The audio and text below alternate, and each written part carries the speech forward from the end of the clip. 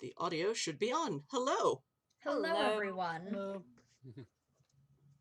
Can you hear me? Chat, can you hear us?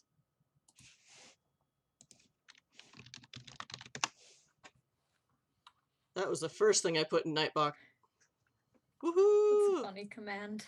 Okay, so. Welcome to an unusual kind of game tonight. We will be running Demon Hunters instead of our more normal Exit to Eden. Demon Hunters is an RPG developed by Zombie Workers Entertainment and Dead Gentlemen. Basically, every story that you were... Sorry. Every story you were told as a kid, everything that goes bump in the night, they're all real. But don't worry, the Brotherhood of the Celestial Torch is here to protect you from them. Or at least protect you from getting eaten by them. Sometimes they protect them from you. Just depends on the card's fall. So, Demon Hunters Comedy of Terrors is a fate-based system called Faith Core. We use a bunch of polyhedrals to do our shenanigans. The approaches and disciplines tell you what kind of polyhedra you're going to be using, and it varies depending from character to character. Characters also have aspects that describe them and things about them. Might be, their entire concept. It might be, their animal companion that always follows them around. It, can be pets, objects, an unsettling aura that they always exude. Any which way, these aspects are important because they allow the characters to use extra d6 on their rolls. Aspects are invoked by faith dice. Personal aspects can be invoked, and scene aspects can be invoked. And in this case, chapter aspects can be invoked. This is an Omega chapter, so there aren't very many aspects. In fact, I think there's probably maybe just one, because y'all are an Omega team. So if you can decide what that is, let me know.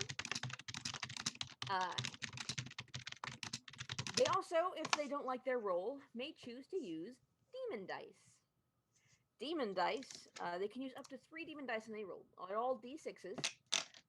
Once they are used by the players, they come to me, the Demon Master, so I can use them for my bad guys and making life harder.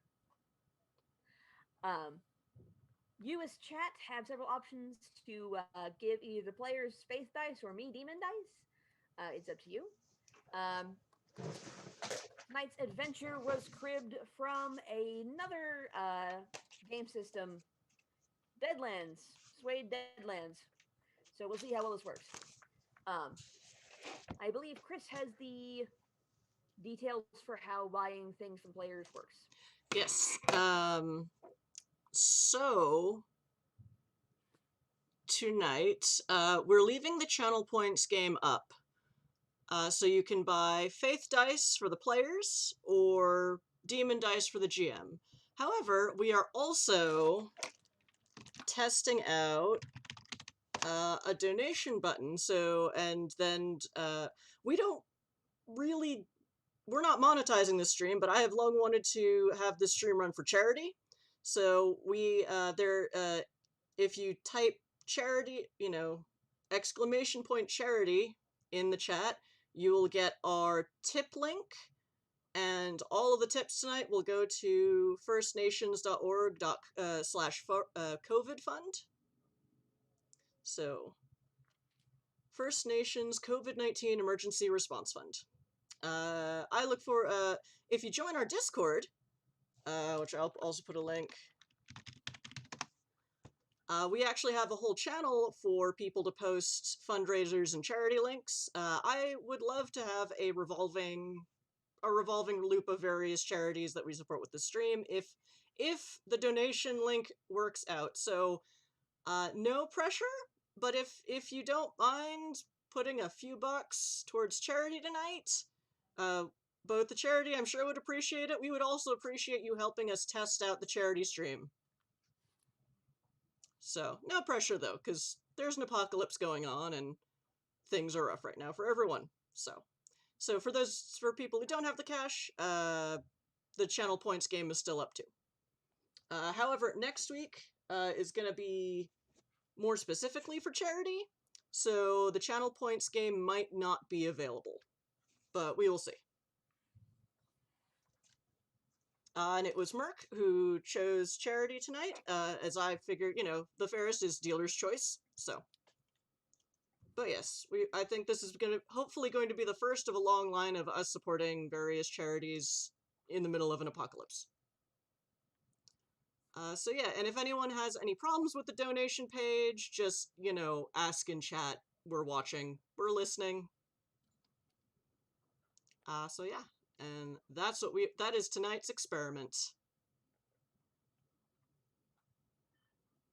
So yeah, and yeah, that's me. Back to you, Mark. And let me write down what channel points purchases have already happened this evening. Oh, and we can have dice carry over from last Demon Hunters game. I used all the demon dice. Sorry, Merc. Oh, well. There was one faith die left over. And Gotten one faith die and one demon die thus far. okay.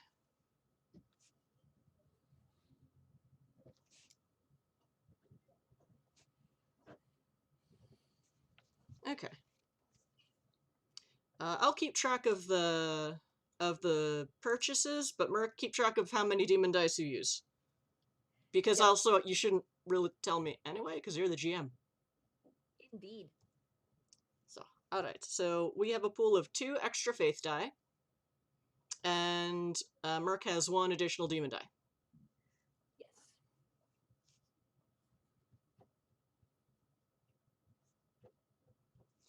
And yes. So really back to you, Merc. I'm Alright, this time. let's introduce the characters, and in this case, the chapter is Omega 97.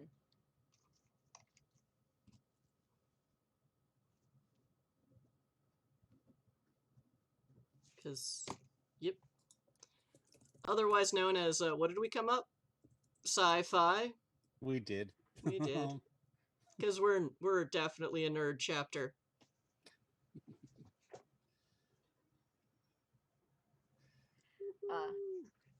Chapter aspect, who's the nerd now? Okay.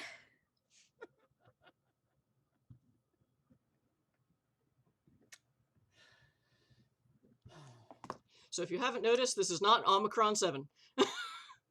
Yet. Omicron 11, sorry. No. Yet. Unless we get run over. Unlikely. This is Demon Hunters. Anything's possible.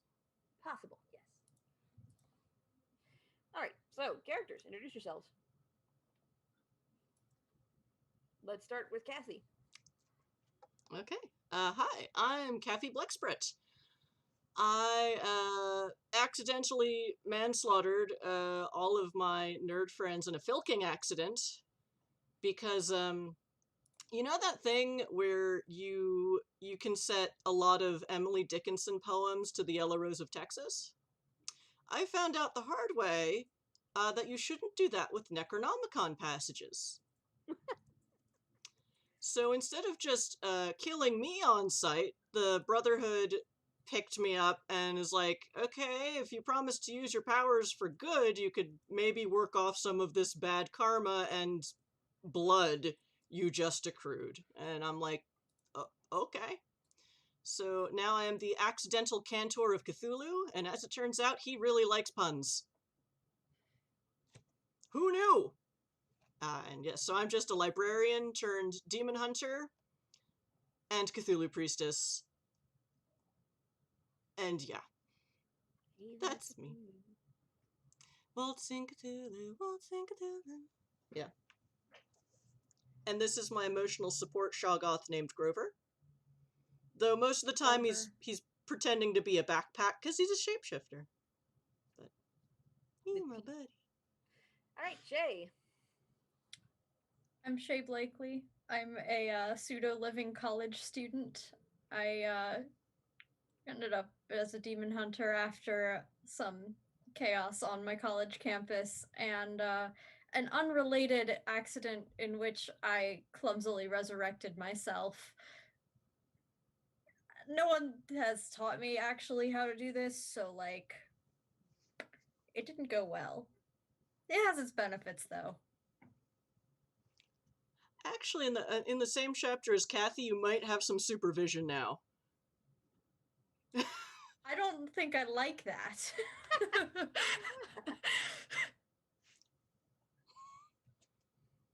And I believe the third part of our trio is a new character. I'm playing Artie Shishmak. I am a hacker and a geek, and my friends got me to show up to an SCA event, and I signed up for the melee, and the next thing I knew, I was standing around with a bunch of people who were unconscious, and a few people had to go to the hospital because I was possessed by an ancient knight of Camelot. And it's still possessing me, and it's really annoying. But fortunately, most of the obvious effects have been cleaned up by the Brotherhood, who then proceeded to try to exorcise me, failed, and recruited me. If you can't beat him, join him. Yep. Puka would like to know if you have to push the Pramalot.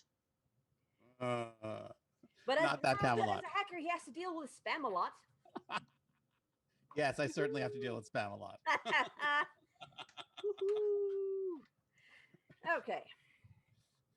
So. And if anyone's confused, by the way, Shishmak in, I think, Czechoslovakian totally does in fact mean son of dragon. Here for this. Feel free to ask us about anything our characters do or say that you don't understand, because we will all happily explain it to you for the next 10 minutes of game. Yep. We're all I characters, basically, right, friends? This is our I characters chapter. Yeah. Yeah. I'm not ashamed. This is how we ended up as Zoe fans to begin with. Woohoo! So, Omega 97, you have been ordered to the small town of Deadwood, South Dakota. The area is inside the Black Hills National Forest. Yeah, Black Hills National Forest. And Yay! usually they're pretty good about, taking care of the shit that happens there themselves.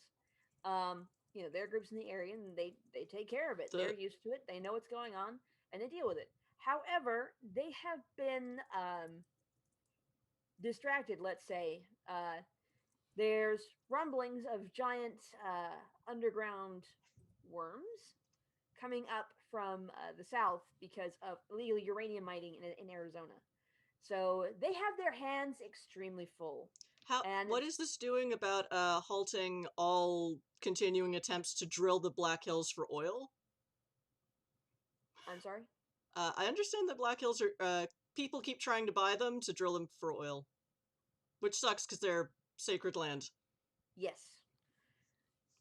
But if we just let the worms take over, then maybe... Oh, no, Brotherhood. Nope. Brotherhood, we have to stop them. Never mind. Correct. But you aren't actually here about the worms. The people who would normally deal with the regular bullshit are off dealing with the worms. They just happen to be driven north by, like I said, illegal uranium mining in Arizona. You're here because of a rash of disappearances in the small town. While normally the Brotherhood would not be called in on something like this, you were called in by the group that normally oversees this area, and they said, it's something in our kind of line. Please, send someone to deal with it so we can keep dealing with this stuff. So the Brotherhood did, and so Omega 97, or at least the parts of it that aren't down with food poisoning, showed up to help. So here you are, walking into a diner, the only one in town, in Deadwood, South Dakota. Nobody looks twice at you. Most everybody here seems to be tourists, probably looking.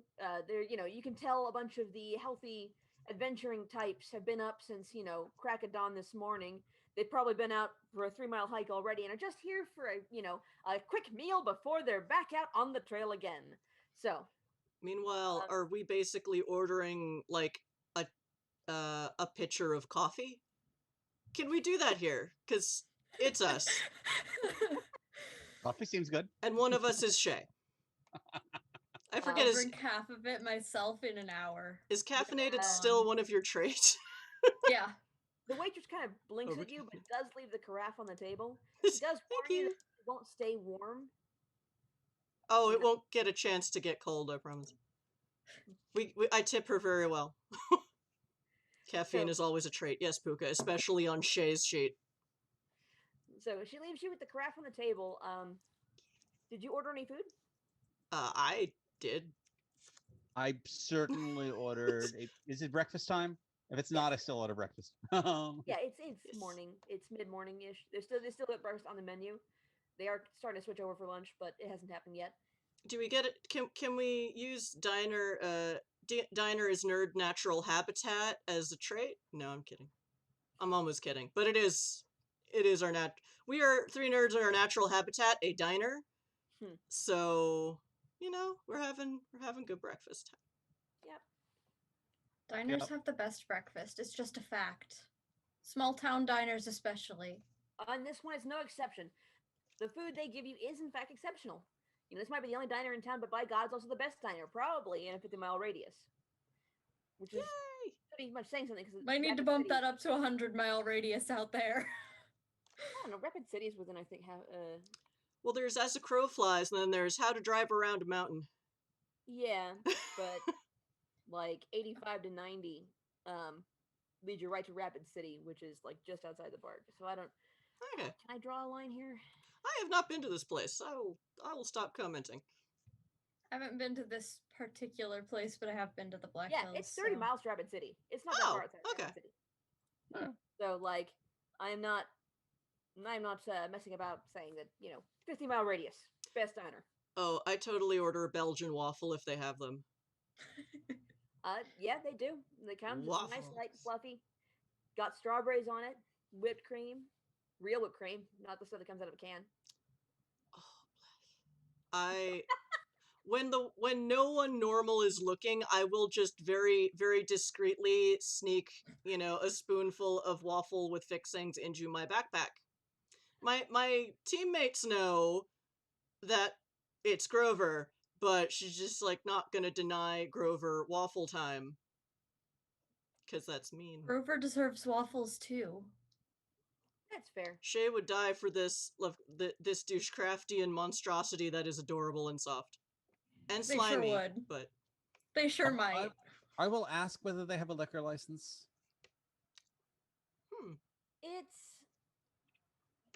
It's like 9:30, 10 o'clock in the morning. I know. Um, I see. I. It's. Do you have a It's liquor gotta license? be- It's clearly not in a way where I actually think they should or that I want to. But I feel compelled to ask. it's got to be 11:45 somewhere on the planet. I'm AM. going to say yes. Because there's no reason they shouldn't. Fine. Give me a small glass of beer. Damn it. Oh, Humoring the inner demons, are we? I Waitress don't. gives you a look and says, and asks what kind. Dark beer? Warm? Good. Something dark. She shrugs, and she's like, I got Corona. That is the wrong thing to say, but it was the first one that jumped to mind. Anyway, Sure. so she shrugs, writes something down and walks away, and she comes back. She gives you, are you sure kind of look? Well, she sets, a bottle of Corona in front of you because this is a bottle place. This isn't a pub. You're gonna get them on the bottle, Uh-huh. Sure. I will drink it down in one slug. And then say to no one in particular, happy now? I guess so, sugar.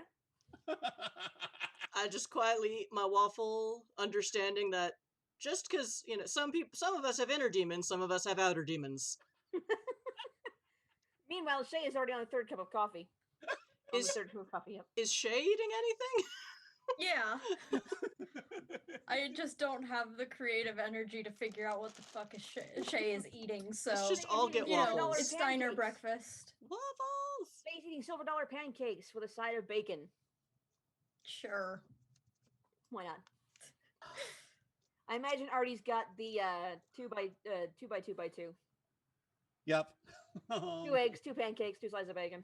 Absolutely. Oh Big guy. Eats a yeah. lot. Probably the 2 by 2 by 4, honestly. Question. Since Artie, I can't see. I'm looking at the wrong screen. Artie. Since Artie's right. Artie is possessed by a dead guy, can Shay hear some of this? And they are a necromancer. I think probably. That would be brilliant. Thou I shouldst think it would not be kind of funny. consume thy such weak beverage at this hour of the morning. Beer is what will keep thee safe and sane and healthy. I'm only barely old enough to drink. How old is Artie? In my day, thou wouldst already Only have 22. been from the army. Oh God, Kathy's also not just the adult; she's the mom. Oh no.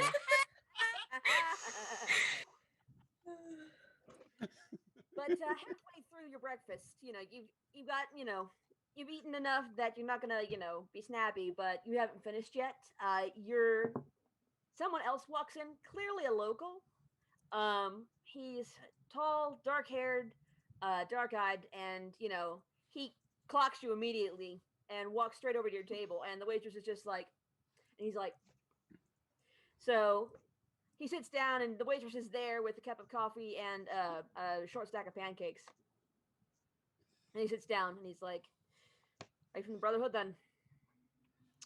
Yeah. Yep. Yeah. Yep. We're your omegas for the day. He gives you a look. Omegas? I don't know this is for Omegas. Well, Then I guess we're your cannon fodder for today. I mean, and I say so very quietly. I mean, if it helps, we are very difficult to kill. We really are. well, we'll see, I guess. Sorry to say, but yeah. I guess if you're all I've got, then you're all I've got. So, what's going on is we've had people start disappearing around here. A little bit off to the south and east. First, it was just livestock, horses mostly, and a couple cows. But now it's people. Latest people were a couple of, nearest we can figure, they were poachers out looking for, oh god, I think mink. Probably mink. All we found of them was their camp.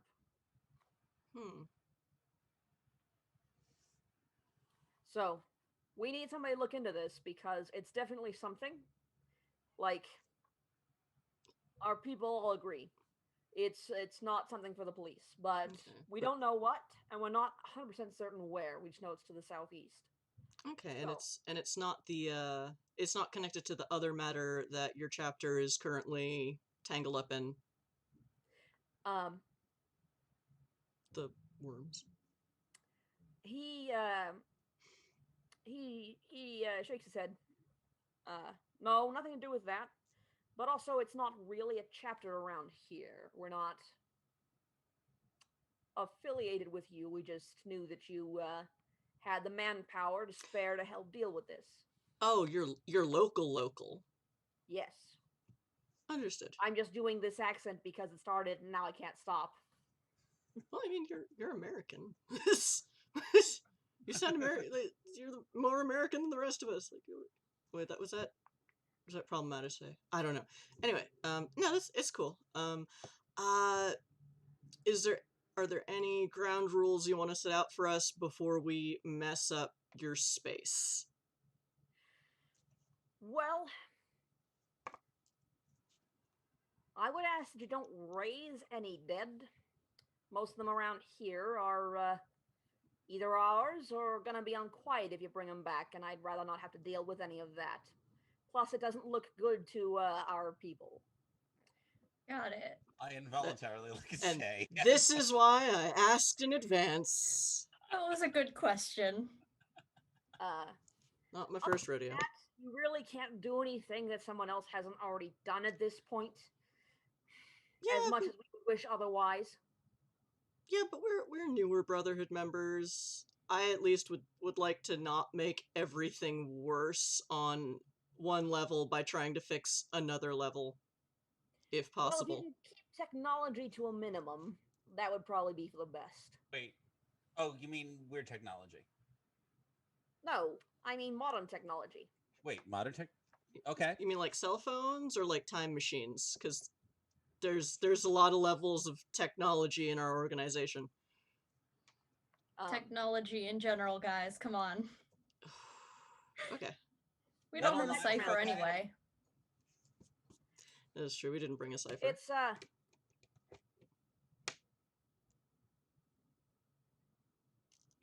it's not well, let's just say that the help on the other side isn't very fond of it. So if we can keep it to a minimum, that it makes it easier. Okay, will we potentially have help from the other side if we ask politely, or should we just not mess with them and they'll intervene if they see fit? Well, to be square with you, they're helping with the other matter as well, for the most part, Okay. keeping people alive. Did you know those things got up to 40 feet long? Yeah. So they're busy. They're busy. That's why we ask for help. Right. We don't Mhm. usually need it, but Mm.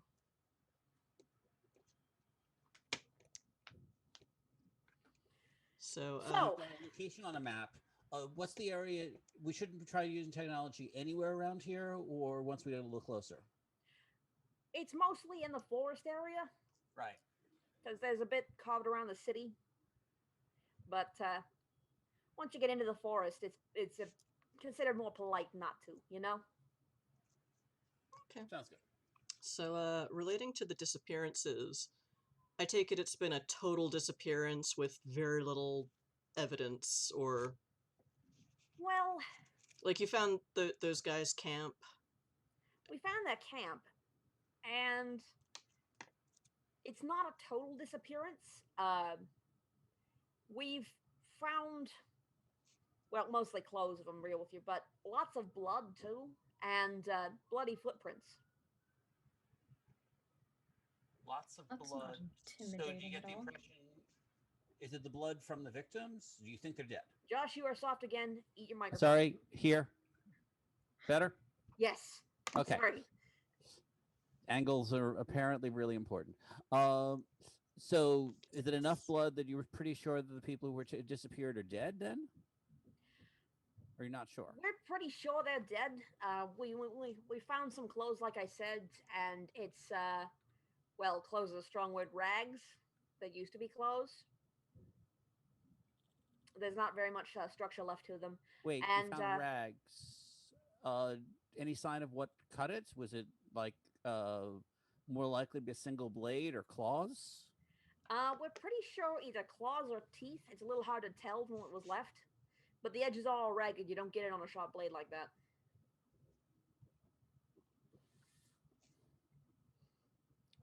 So we're talking some kind of animal. Were there claw marks around the area or anything? No claw marks Tracks. around the area, but like I said, the bloody footprints and like skin, but like on tree branches, like it got scraped off or something. Kind of weird. But we managed to keep it quiet from the people not in the know and the local. They just think the horses have gone missing. And you know, you lose hikers every year being dumb. Right. Can we get access to the evidence? If we're going to track this down, we probably use as much technology as we can before we go into the area where we should try to keep things clean. I have a few of the clothes in a bag in my truck. I only use it for in-town kind of stuff, but we've been trying, like I said, we've been keeping it away from the local police, so they don't have anything really. Right. What about the skin? And please don't tell them. Yeah. Got it. We're just tourists. Totally. Hikers. Much appreciated. By this point, you all have finished your meals pretty much. I mean, as much as you were going to eat anyway. Um, if you left anything, it's probably not a good idea to take it with you. You know, Yeah. Especially if they're dangerous animals. um, Or animal-like creatures. and the perky hiker types have all cleared out, for another round of, boisterous hiking Adventure! adventure in the nature preserve in the All national these forest. people with like muscle tone and tan lines and we're not I'm not judging. I just like don't understand. I look down at my pudgy self and I just don't understand. I'm like, oh, okay. You know, Some people are into that. I Everyone's mean, allowed their own fandom. they're not all, athletic clothing kind of people. Some of them are, the rugged hiker types, but they're all definitely was up disgustingly early to get to see the sunrise over something, kind of people. Look, different people have different body types. Some people just can't help it. Yeah. And some people like being up with the sun. And it's not like anyone was loudly discussing any kind of sports ball while we were here. No. Most of the talk was pretty quiet, very much kind of, eat and then be done with it, kind of, not the casual lunching out with friends kind of thing. These The people were food's definitely too investing good to talk over. for the next adventure, huh? The food's too good to talk over. That too.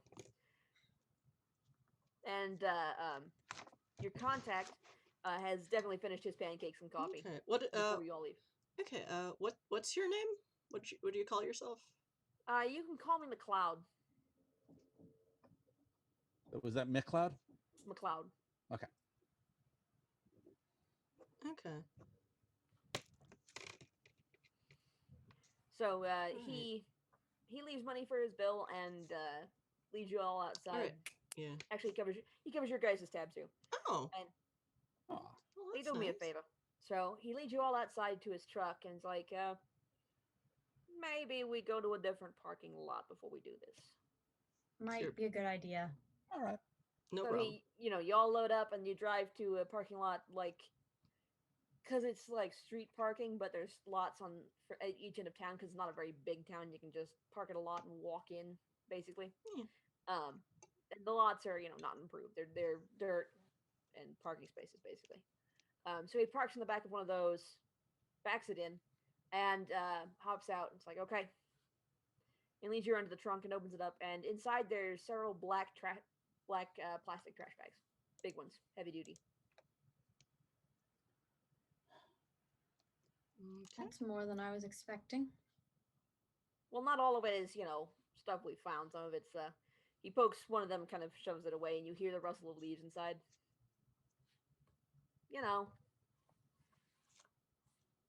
Gotta have a day job. In point of fact, only one of the bags contains the rags you're looking for, and he pulls it out for you and hands it to who wants it.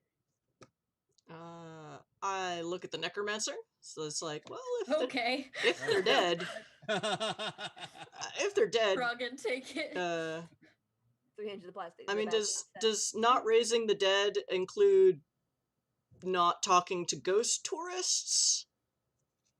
I mean, they are tourists. It's mostly about leaving bodies, standing Oh around. yeah. I'm not going to raise zombies. That's Today. Today. Yeah. I've And experimented with it, I'm sure, but like keep the foreign soul talking stuff, in town with the technology. Mm-hmm. So I think I want to look at this, blood splatter on these rags and see if I can sort of magically tell. But would it count as fetters?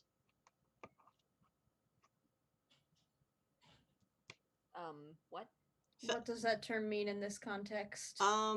We usually, okay, in the Wraith RPG, a fetters is a physical object that a ghost is attached to. Okay. Maybe. when you open the bag, a wave of stench rolls out. It's not just blood on these rags; they also smell like bog. So Hmm. there's a swampy area around here somewhere that they probably came from. Um, they're uh, they're athletic kind of jogger clothes. You know, Mhm. kind of expect someone who was the athletic type to wear, while doing some pretty heavy exercise. And they have just been shredded. Like, the back is mostly intact, but there's like no stomach left on the shirt you have in your hand. And like, it goes up to, like, the tears go up to the collar, and like, there's just a little bit of material left there. One of the sleeves is gone, the other one's just hanging on, half torn off. And, the entire front half is soaked in blood. Um, roll me some mystic arts. Yeah, Me too. it's gonna Sure, be yeah. clever mystic arts. Yeah. This isn't actually going to be magic. And this is anything I learn is going to be very unpleasant. Yeah. Clever mystic arts I for me rolled as a well. 10 on one of those dice. That is a 15. I rolled a 7.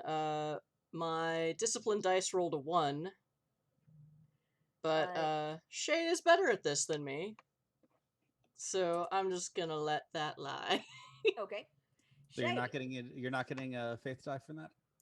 Actually, yeah, I'm gonna take a faith die for later, which means the GM gets a demon dice. Okay. So Shay, what you see is, this torn up and smelly shirt. There's some other items in the bag too. But what's really interesting to you is the fact that on the intact sleeve, or at least the mostly still there sleeve, there's a bloody handprint. Like, this thing was whoever was wearing this shirt was probably grabbed by something with a bloody hand, and like, it's a human handprint. No visible claws or anything like that. Because you got a success with style, you also get a strong vibe from this thing that there are two distinct magical signatures on it. The bloody handprint is one, but the tears and shreds and blood on the front and got soaked through to the back came from another. Huh. Well, that sure is fascinating. What is?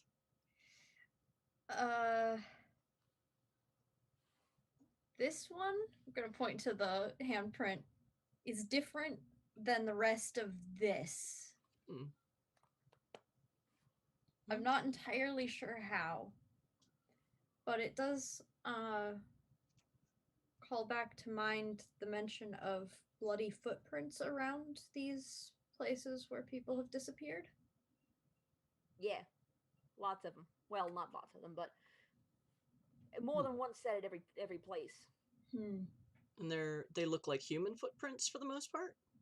Yeah, for the most part. Barefoot human footprints.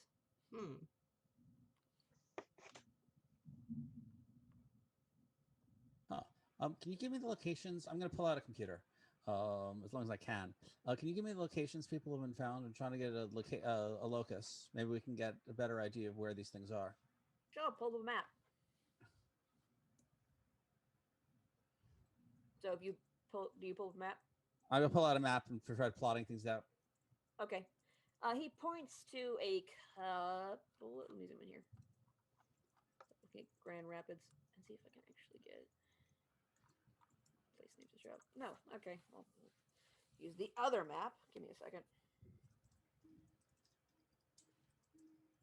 That's so helpful.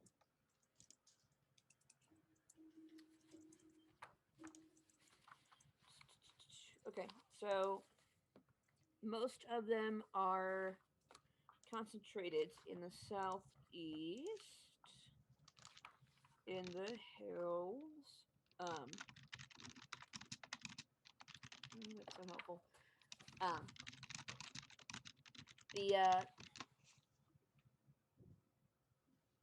Sorry. Okay. Just put me on the back of my chair. So the people disappearances, there's not very many of them. There's between 3 and 4, and he does tell you which ones are tourists and which ones are local. I think there's 4, and then 3 of them are local, but one of them is a tourist. so that's why nobody's really noticed yet. But the tourist is the one they found the clothes for. And then he points out to you a bunch of places where horses have disappeared, and other animals, but mostly horses. And it's makes a pretty neat circle around a patch of bog. It's a swampy area known as. Let me switch that page.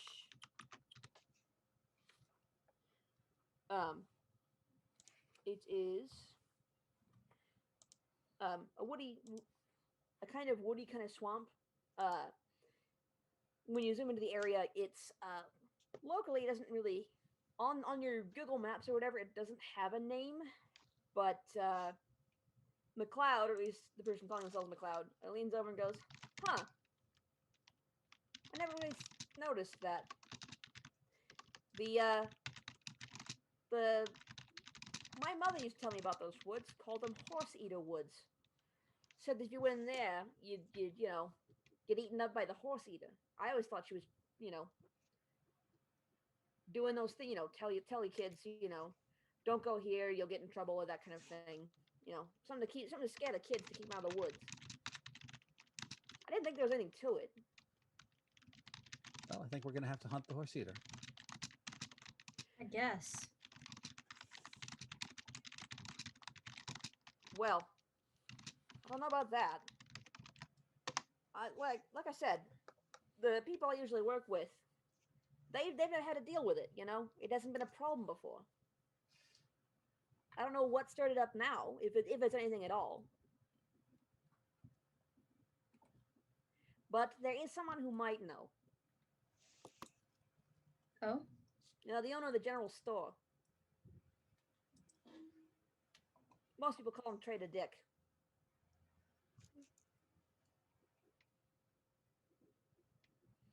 He's a modern kind of guy, but he knows things. And knows where to get things. Which is the only reason he's still, allowed to hang around.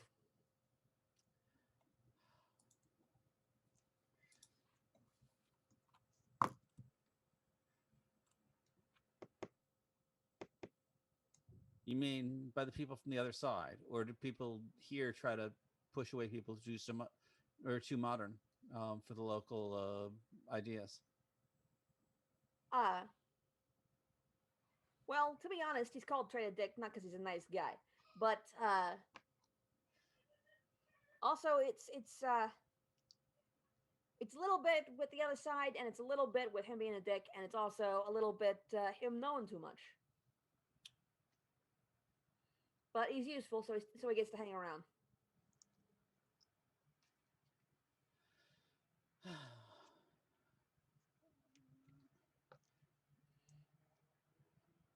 All right, I vote Mom gets to talk to the asshole. Before we go, I would like to attempt a less disastrous roll. I would like to invoke my discipline of I have a goddamn Masters of Library Science. Okay. To do a clever mystic arts roll to figure out if I have heard of horse eaters or horse eater woods, etc., as like any kind of specific supernatural story. Okay. So go ahead. Bardic knowledge. Sort of. So, and I will use a faith dice for goddamn MLS. Much better roll. I rolled a 10, a 5, and a 5, so that's 20. Okay, so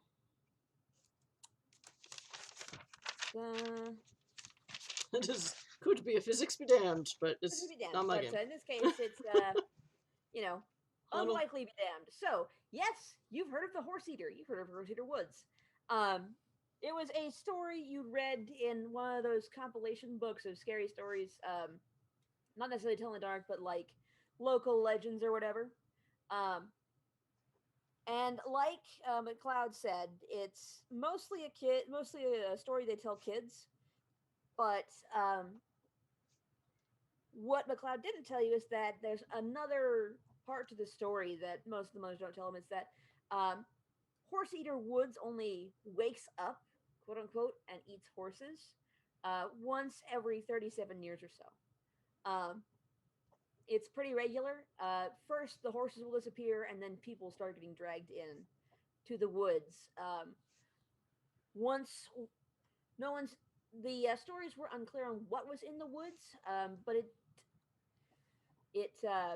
did note that once the woods were full, whatever that means, they quieted down again. People stopped getting drawn in and eaten, presumably. Because you rolled a 20, you also know that there have been a few stories of people who did escape the woods. People who had salt in pretty significant quantities on their person. Traders mostly.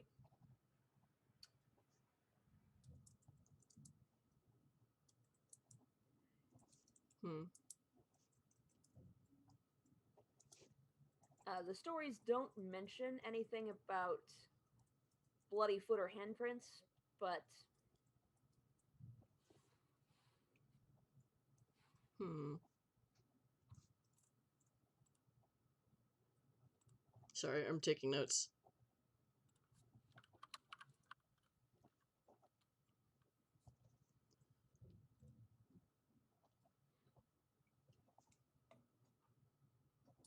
I assume you also explain.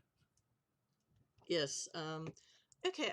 I read about the Horse Eater Woods in an anthology zine of like local legends and local folklore. Um, so what I read was that the Horse Eater Woods wakes up and eats horses every 37 years, and then it starts with horses, and then humans start disappearing as well.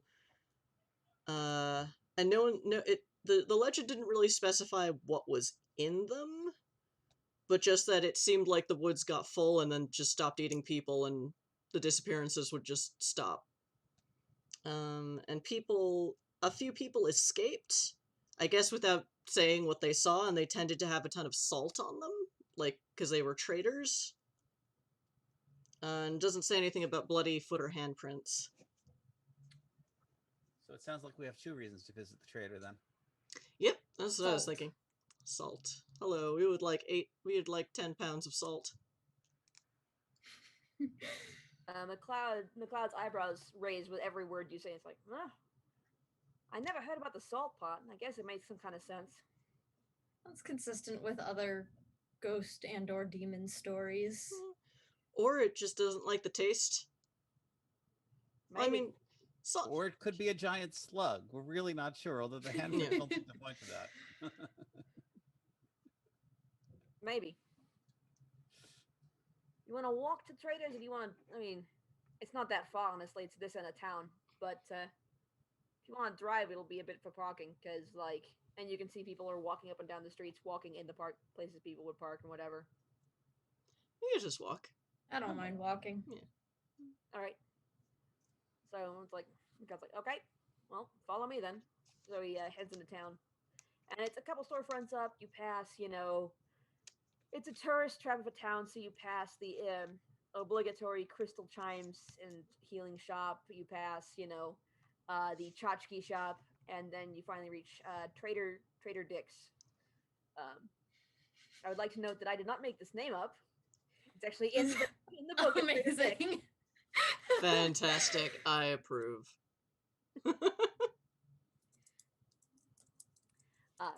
But yeah, so you walk inside and you see, um, it's a general store, and sure, half of it's got you know the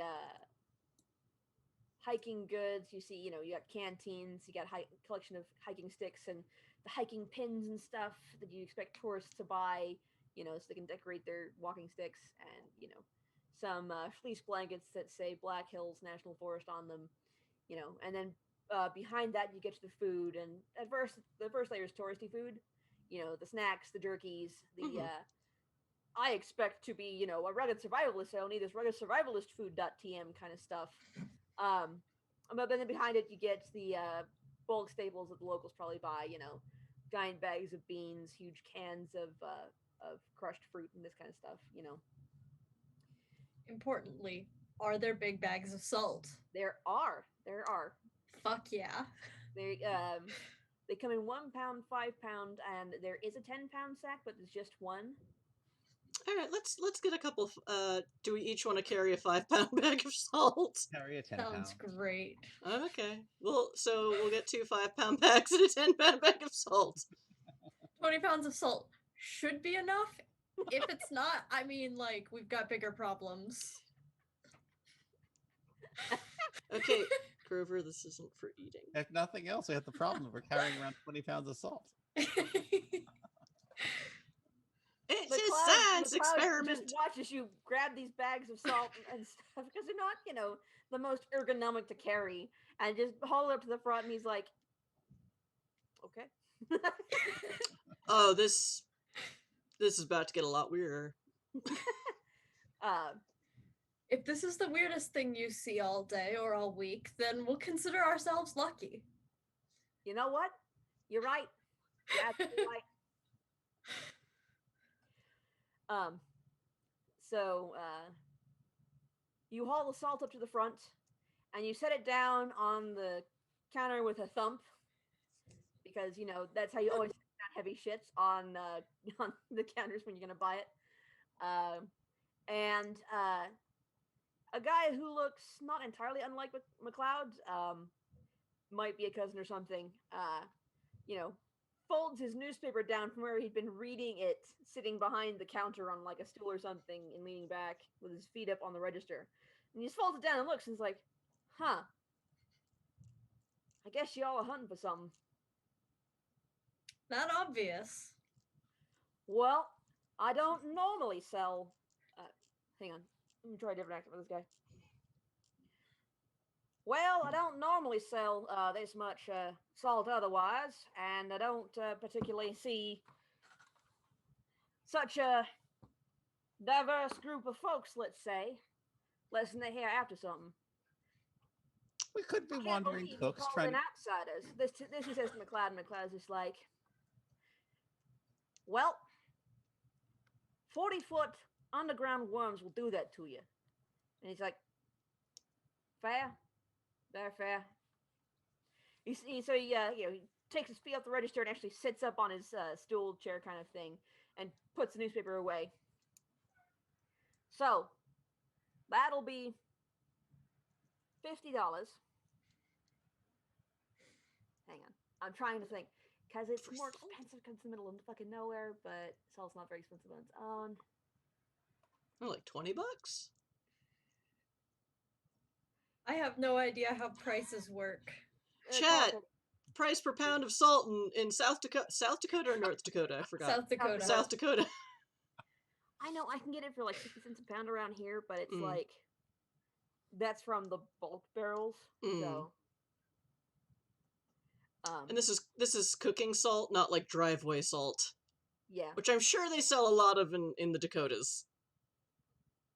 Probably. Well, I mean, if your driveway's not paved, it's not that big of a deal. But oh, true. It's also true. Let's call it $50. Right. Because A, you're foreigners, B, he's not, and C, you're obviously going to try and hunt something. So the price is just is for the salt used in hunting? No, at least demon not the hunting. hunters we see around here that buy that. And he points over his shoulder to the triple locked gun case and double locked armored ammo display. But I ain't exactly, ignorant, let's say, of what all goes on around here. So we've heard that. Say, what do you know about? Do you know anything about the Horse Eater Woods? Well, I know that the last time something happened in there, I was much, much younger. And they did try and do something about it. But at that point in time, there was 37 years ago would be 1980s. So Ronald Reagan. 83. Wait, 40 years ago or 30? When is it Thir- now? 37. 37? 37 years ago. So 20 years Okay. ago is 94. 2000. And then 10 years before that is 1990. So 7 years before that is 1983. But it's 1984 because Okay. 2021. Sorry, I'm doing math. Yeah. There's a very specific reason I realized that was the number, but I'm not talking about it. Might have something to do with my birthday next week. um, so 1984. I'm Um, old. I'm pretty sure Reagan was in the 80s, but I could be Yeah, wrong. Reagan was in the 80s. Yeah. Yeah, so Reagan and then Bush. So yeah. But there was a certain amount of unrest going on, and they didn't have the manpower to come out here and deal with it once and for all. And the folks that did come out didn't come back.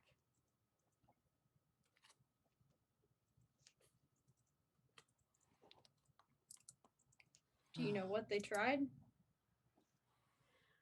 Well, as far as I know, and I will admit that I got these stories from my pappy, that they did have some salt, but they also had a lot more people. So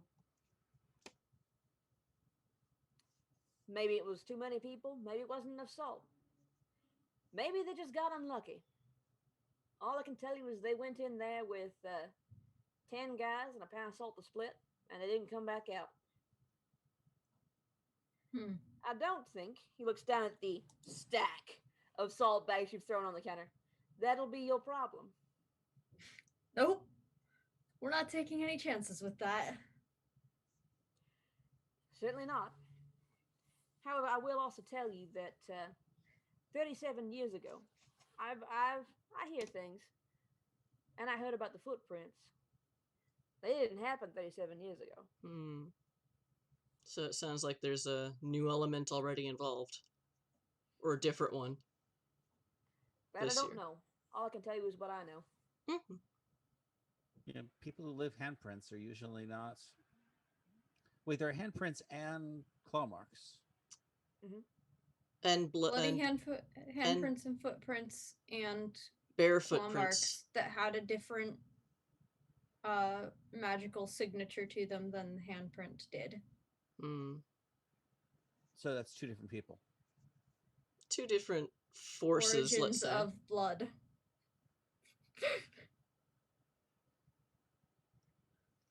I got one more piece of advice for you. The only way to get into Horse Eater Woods is unfortunately by horse. The ground's too mucky to support a car, and anyways, it's not a good idea to take one out there for reasons I'm sure you've already had explained to you. So, I don't know exactly how it works, but I know that horses got very good ears. I don't have anything rightly here that'll block them up, but if you can stop it from hearing, something from hearing, maybe it'll stop them from going into to the swamp without you. Because this thing does eat horses first.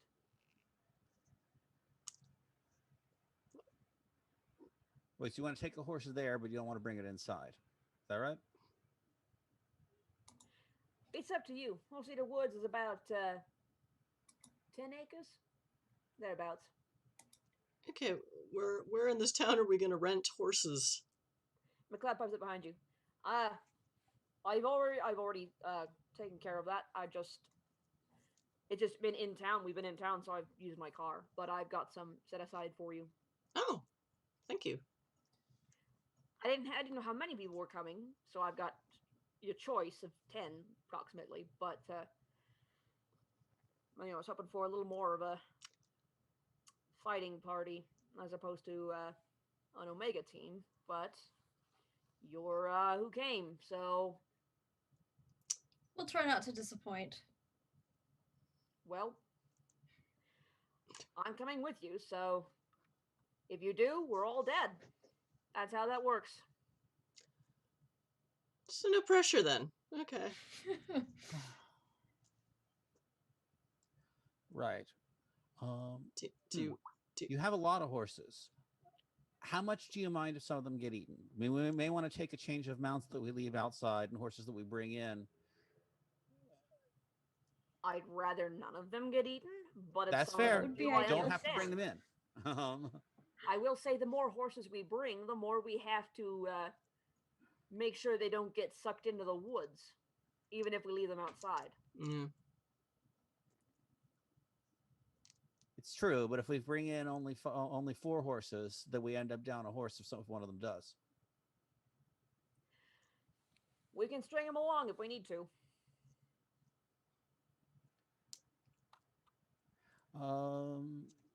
What if we ground like a couple of horses a mile away or so? Um, I don't know. I don't know how this works. I really don't. But it can't hurt, I guess. That's what I was thinking. Yes, I know it was your idea. Well, of all of us, I think it's safe to assume Artie's the only one who sort of has horse experience. Uh-huh. Or horse riding experience. And you could explain the Shoggoth to your horse. Oh.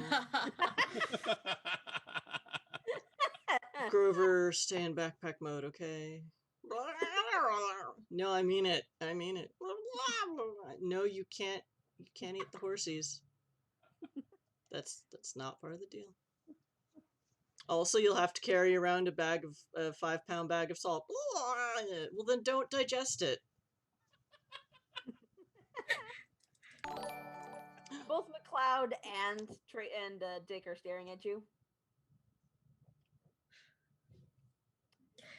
Trader Dick reaches under the counter, pulls out like a half bottle of brown liquid that's losses, and just pushes it towards McLeod, who just takes it without even looking, throws it in his pocket.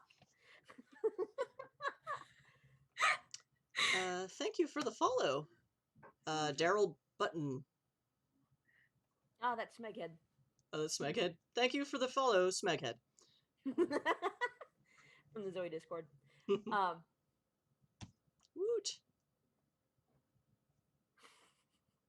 So,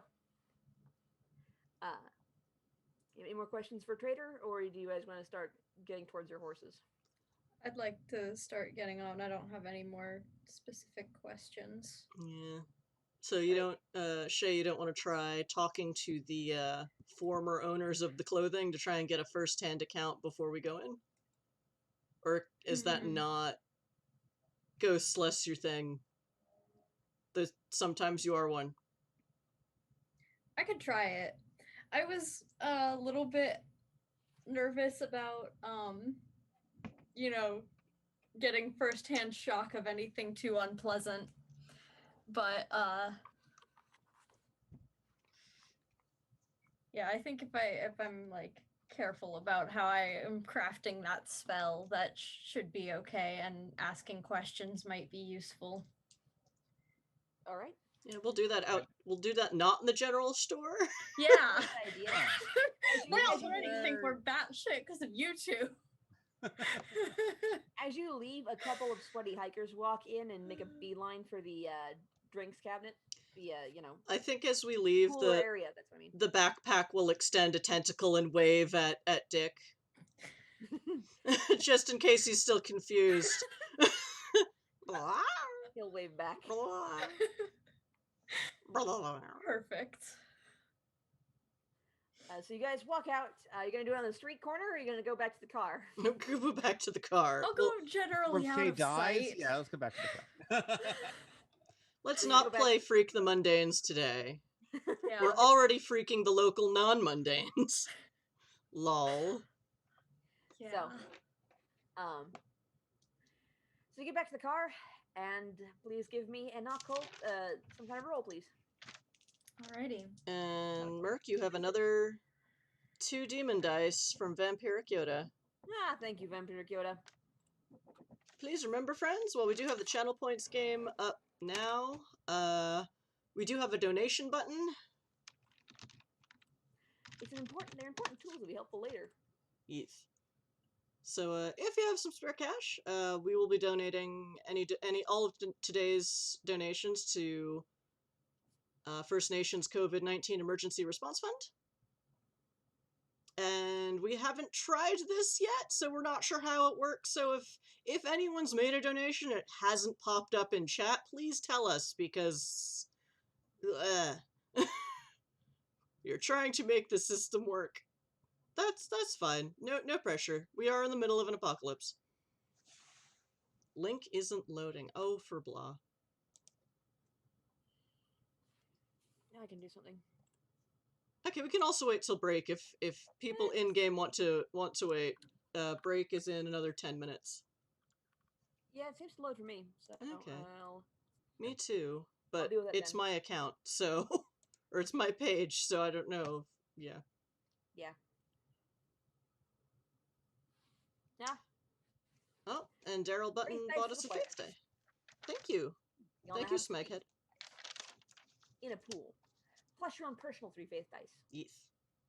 I think I'm going to invoke one of my personal faith dice and use my aspect of studies nightmares beyond death when I cast this spell, because clearly this is a nightmare beyond death. Sounds good. I will be doing a clever mystic arts roll for it. Woohoo! Rolled decently, actually. It's pretty cool. Like rolling decently. Yay! It's a 16. I can do math. Yay! Okay, so for you and for you alone, MVP. a wispy corpse appears to fill out the shirt you're holding. It's also wearing the other wispy clothes, so you know. But its guts are very much on display. Artie, you don't see anything, but you hear, "Foul necromancer! How dare! Thou wilt not disturb the peace of the dead." And you see your personal doing the ineffectual swinging with the insubstantial. Yes. I look toward Artie and I'm just like, Ally. She's an Please. ally. Like The- Merlin. She the- may be foul, but she's on our side. They? They are an ally. Shay uses she, her as well. Oh, okay. Or they. Sorry, they. Thank you. That's okay. Shay's one of those characters who's kind of on the fence, and I usually default to they because it's more comfortable for me as the player. Yep. But like, yeah. Yeah. Surely thou jest. Look at Artie. You Not would really compare me to Merlin, that scumbag? Yeah, well, Please get your knight friend under control. Speak not ill of Merlin. He was the most valorous of battle companions. We'll have a discussion about this later because he was not. and Shay, Look, maybe it was that was then, this is now kind of thing, okay? look, Shay has receipts. Do not. And they give me citations, so yeah, don't mess. And I'm talking to. I don't know what's going on, but don't mess with Shay. Shay has receipts on Merlin and citations. I just have very strong feelings about Merlin as a character in folklore. Anyway. Also, there's an antagonistic group against the Brotherhood that's trying desperately to resurrect him by making the worst decisions possible. It's true. So They show up in one of my adventures for Omicron 11. It's great. Huh. yep. Also, for one of the games I rolled up, where the all the sleep-eating monsters showed up, and it was weird in Bellevue. It was a day. Shay got to drop their body off for a while, just walk Oh my around as a God. ghost. It was fun. Anyway, And I remember that game. I wheeled it around as Shay's mom or Yeah. yes, person's Rian, uncle. Rian, person of 1,000 faces. That is a great gag. I love doing that. But There- clearly, the Camelot crowd who got a reasonably good experience from Merlin. After There, that, well, maybe not. yeah, there are a lot of different interpretations of Merlin in a lot of different folklores and SF, and yeah. But The only valid Merlin is BBC Merlin. As a person, I mean. As a folklore interpretation, it's like literally the worst one, but that's why he's the only valid one. Yeah. or rather, literally yeah. the most inaccurate one. Disaster teenager. Yes, perfect. Disaster teen. Just the Merlin I like to see. You know, the one who actually strives to be a good person and do what's right for the greater good. Anyway. BBC Merlin. Anyway.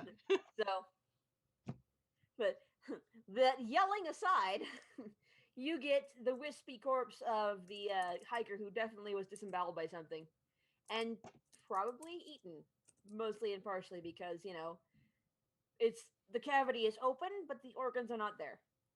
Mm-mm. So it's mostly ribs and spine, and not quite enough ribs.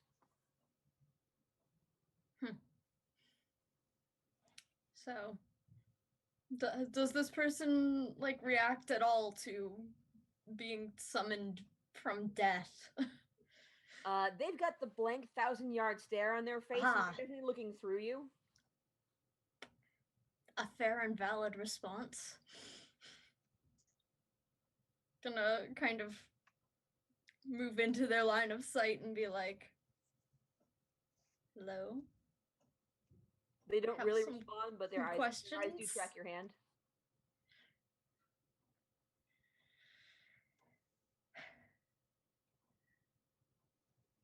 I'm gonna kind of look to everyone else. If anyone has any questions to throw my way. Do they remember what attacked them? Yeah.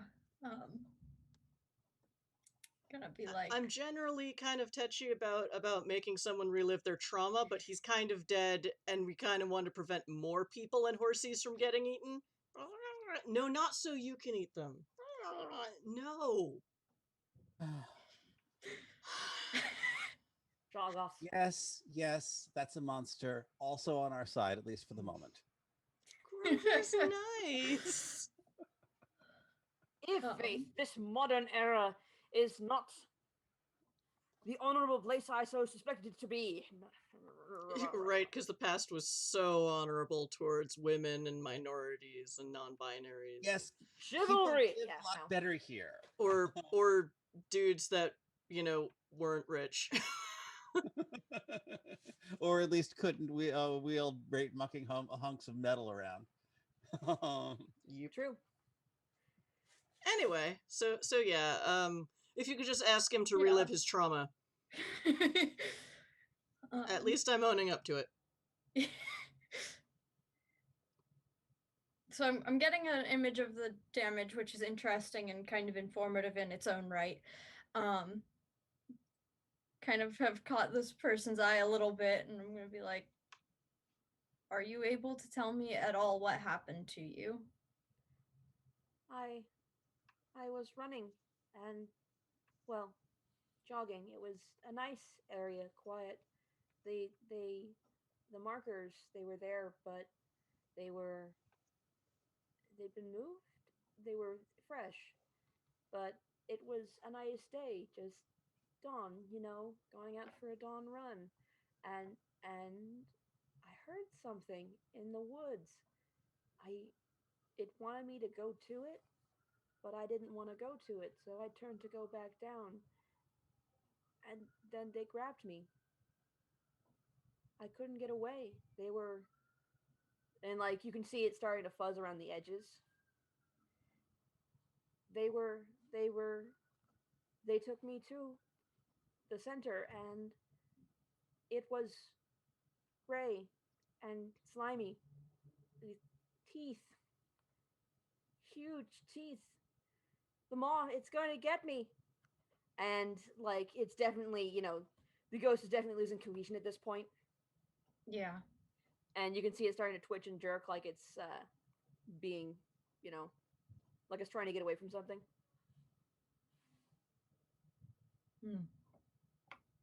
Okay, well, I will sort of Like, okay, thank you.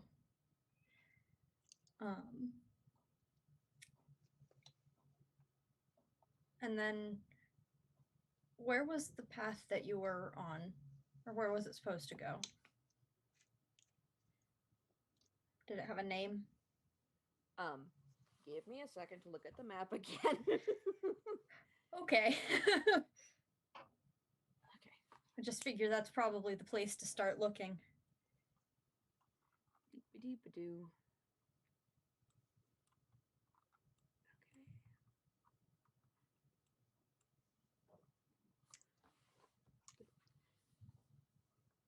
Okay. Down the end Spruce Gulch Road, it was a newer trail. They'd only opened it up a couple years ago.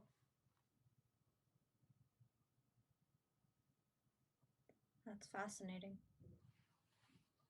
Thank you. You've been very helpful. We'll let the ghost be dismissed.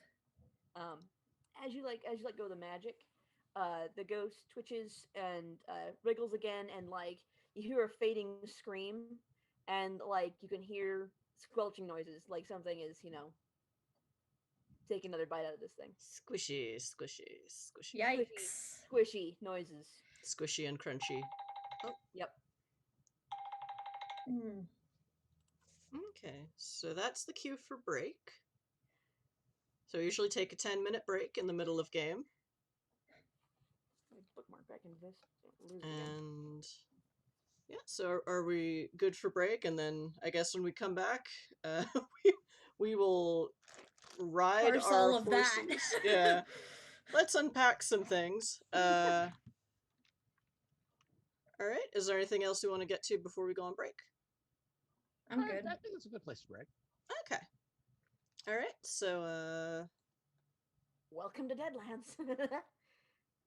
woohoo! Welcome to Demon Hunters, where you send the nerd team into the Deadlands and hope for the best. Or, the Omegas get eaten and then you send in a real team. I mean, it's like a canary in a coal mine. When the canary stops singing, then you know it's time to be serious.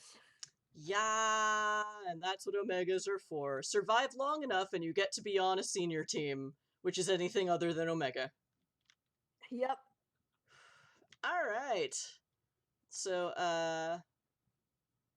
going on break for 10 minutes. Chat, we'll see you in a few. I'll do the donate link again. And, yeah, so try out the donate link and see if it works, because we still don't know. So, alright. See you in a few.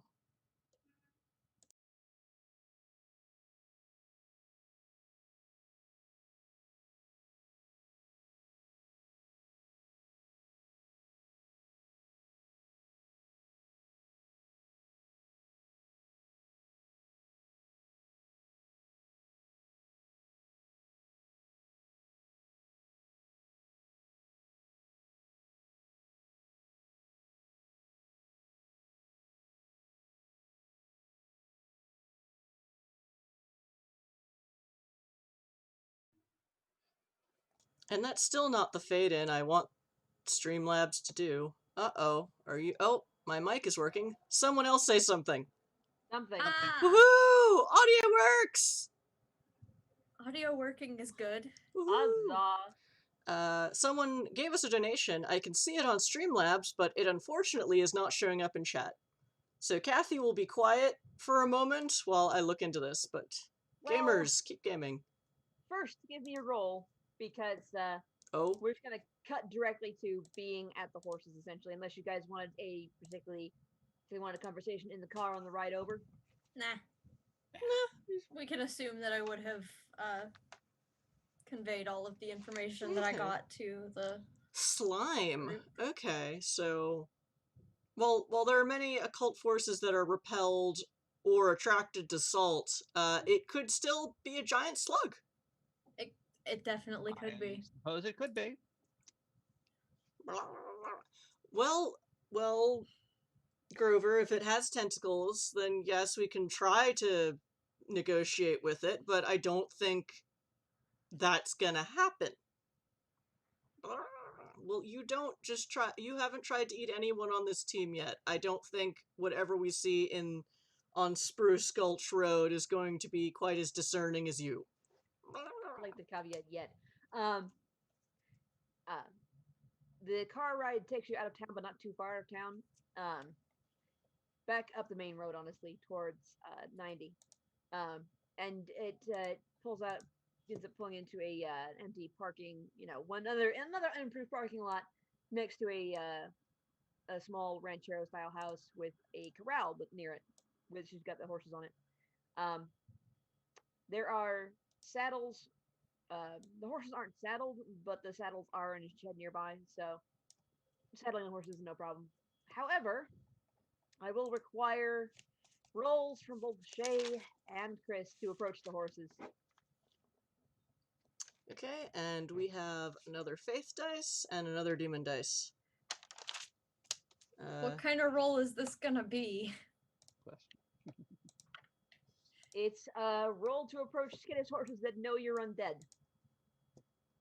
I'm not undead. Oh well, I am You evil You're adjacent. carrying a undead. Shoggoth on your back. do have a Shoggoth, and they can smell that too. Okay, that's fair. We smell insanity. All right.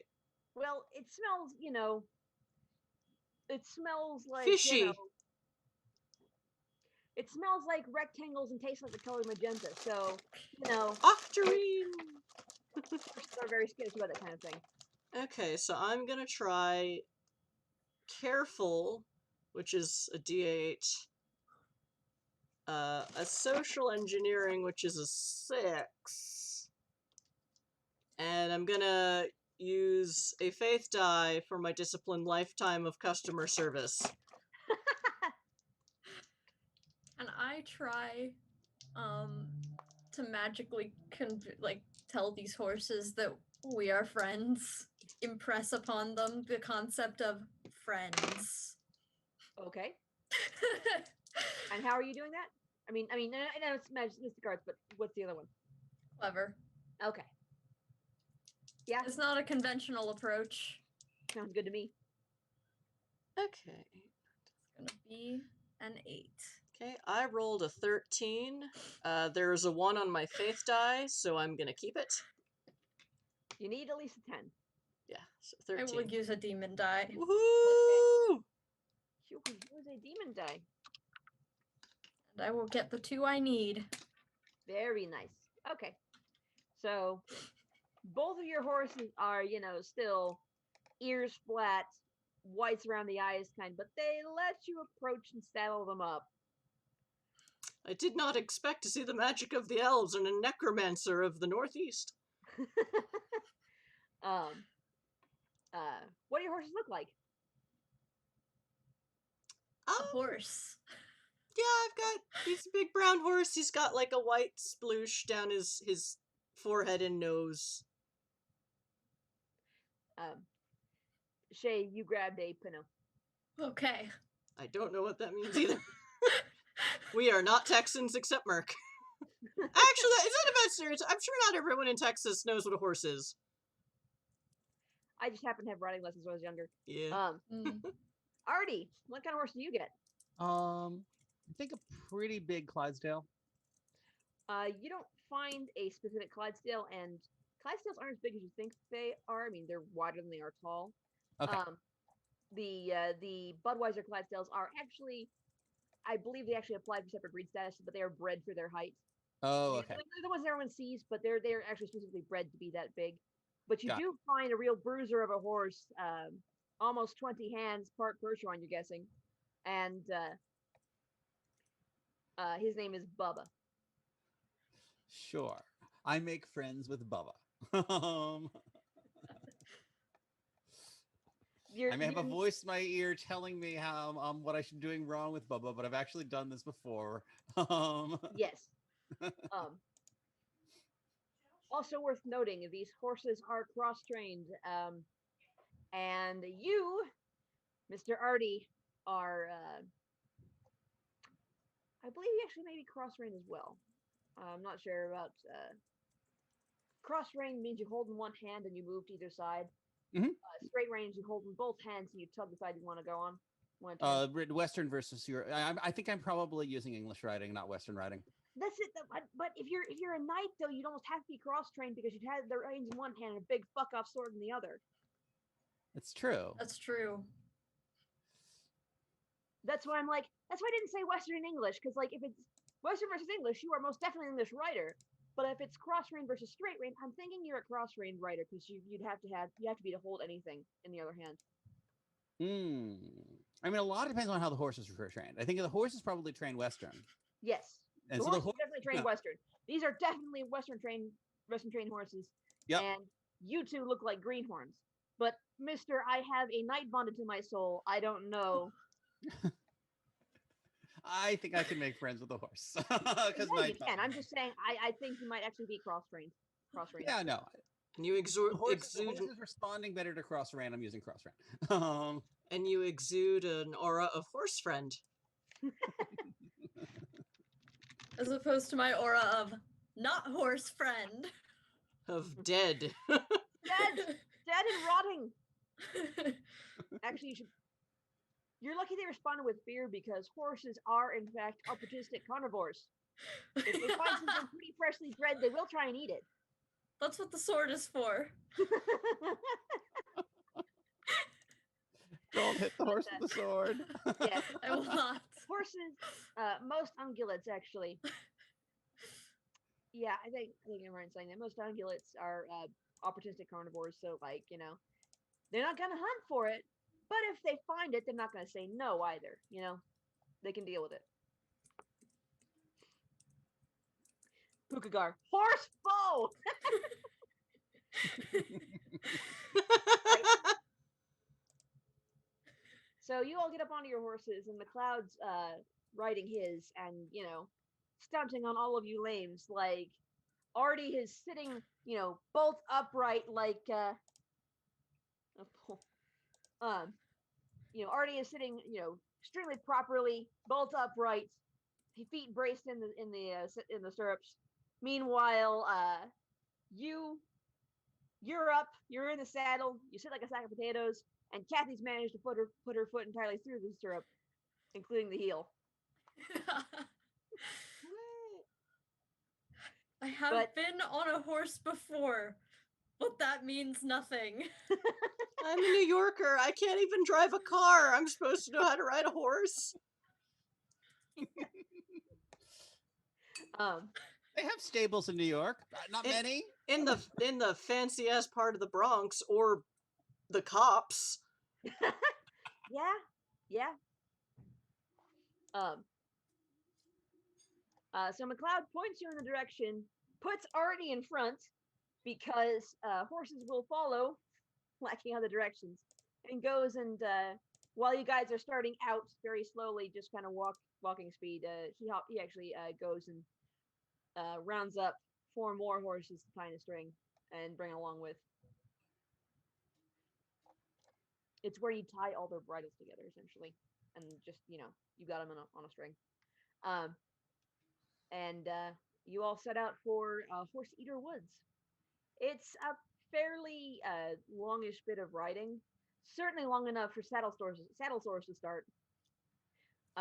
Even if you're not, you're just going at a nice and easy walk, not trotting. About everybody roll me Mystic Arts rolls, however you'd like to do it.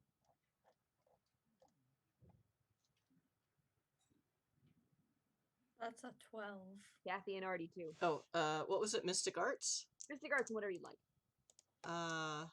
Let's go with clever. Yep, clever sounds good to me. 12. 12! 12's all around. Okay, you all notice, you all feel it and kind of hear it. It sounds a little bit like a bird whistle, except it goes on for just a bit too long. But your horse's ears prick up and point towards the Horse Eater Woods, and they should try and pick up into a trot. but you all noticed, so you managed to tug them back down to a walk. You, Shay, and Kathy felt it on the other spectrum as well. There was magic in that call. Whatever's in those woods, it wants the horses to come.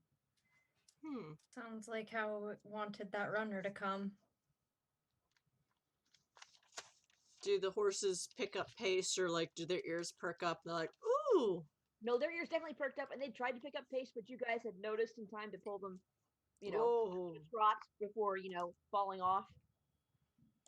Pulling in prey, but I don't know Yes. what it's using to guide to. Does it make them think everything's tasty? You only heard the trill. You didn't hear the magic part. Nope. So you don't know. But the No, horses that's what I say. I very don't. But I interested in don't know. getting there now, and the trot is a pretty bouncy gait. So yeah, you're in your horses in before you fall off. Not falling off is nice. Yeah, a trot is a very very bouncy gait. So if you sit up trot, you will end up with a bruised butt. Especially if you don't know how to Post a trot, Really? yeah. how to post. Sitting in trot's not good for you or the horse because it bounces you on their back and it hurts them and you. Definitely just relying on my like fencing muscles for this, aren't I? Yes. Having gone to riding from fencing, no, those are not the same muscles. It's super annoying. Damn. Sorry, I I've only use done the riding. butt defense. At least you all managed to avoid the really fat horses because I got stuck on a mule once that was, pregnant, and I was almost doing the splits, and I was so bowling when I got off of that. That hurt a lot. Yeah, riding uses muscles that push inward, Huh. Yeah. and you don't use this for fencing at all. Huh. Yeah, no, you're hanging on with the inner thighs. Okay. And also saying that for Western style, you don't actually have to keep your heels down. The stirrups are designed for it. If you try it, you will fuck up your knees. But anyway, so McLeod didn't seem to notice the trill, but he did notice the No. fact that the horses were like, easy there.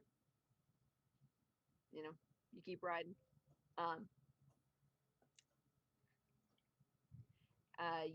You keep riding. You don't say much because you're all working harder than you thought you would, but not as hard as walking would have been.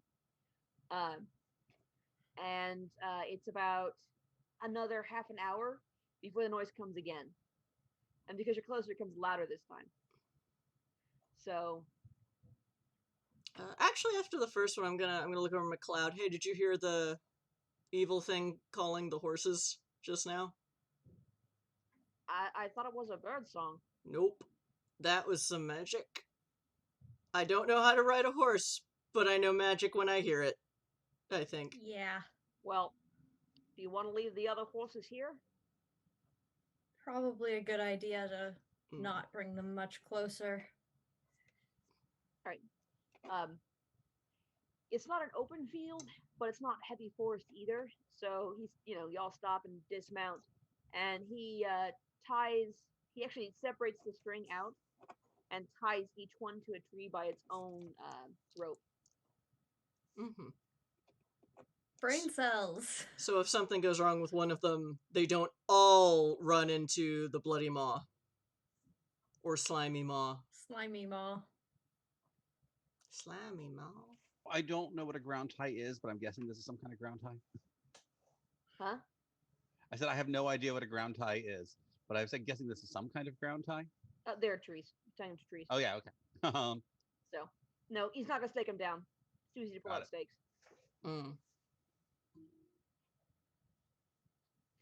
So you all hop back up on your horses and keep going. Yeah. Sure.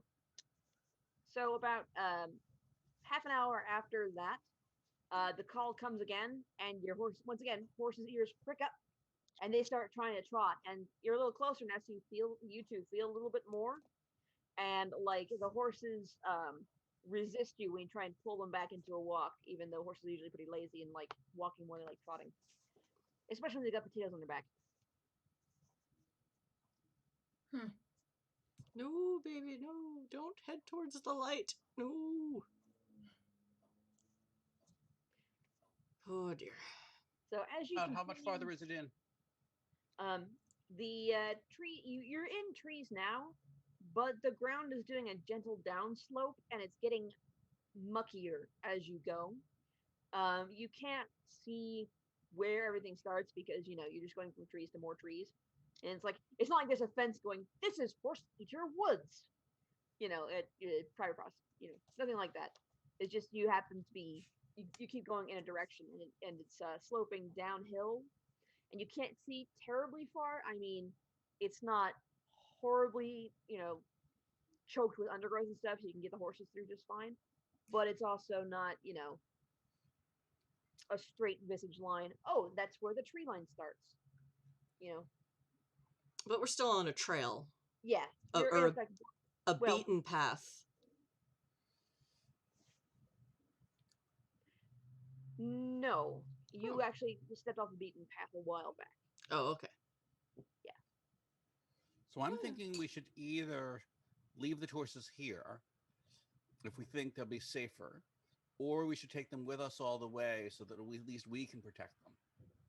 If we bring the horses in any further, it doesn't matter how far we leave them back and how much we tie them down, they're going to get eaten. Can surround them by salt, and maybe they won't be. It's an idea. Yep. Salt circles. Yeah, we could try that. Sometimes the superstitious shit is superstitious shit for a reason. Yep. Sure.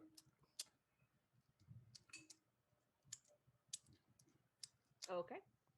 So you're gonna, dismount and then circle your horses with salt? Mm-hmm.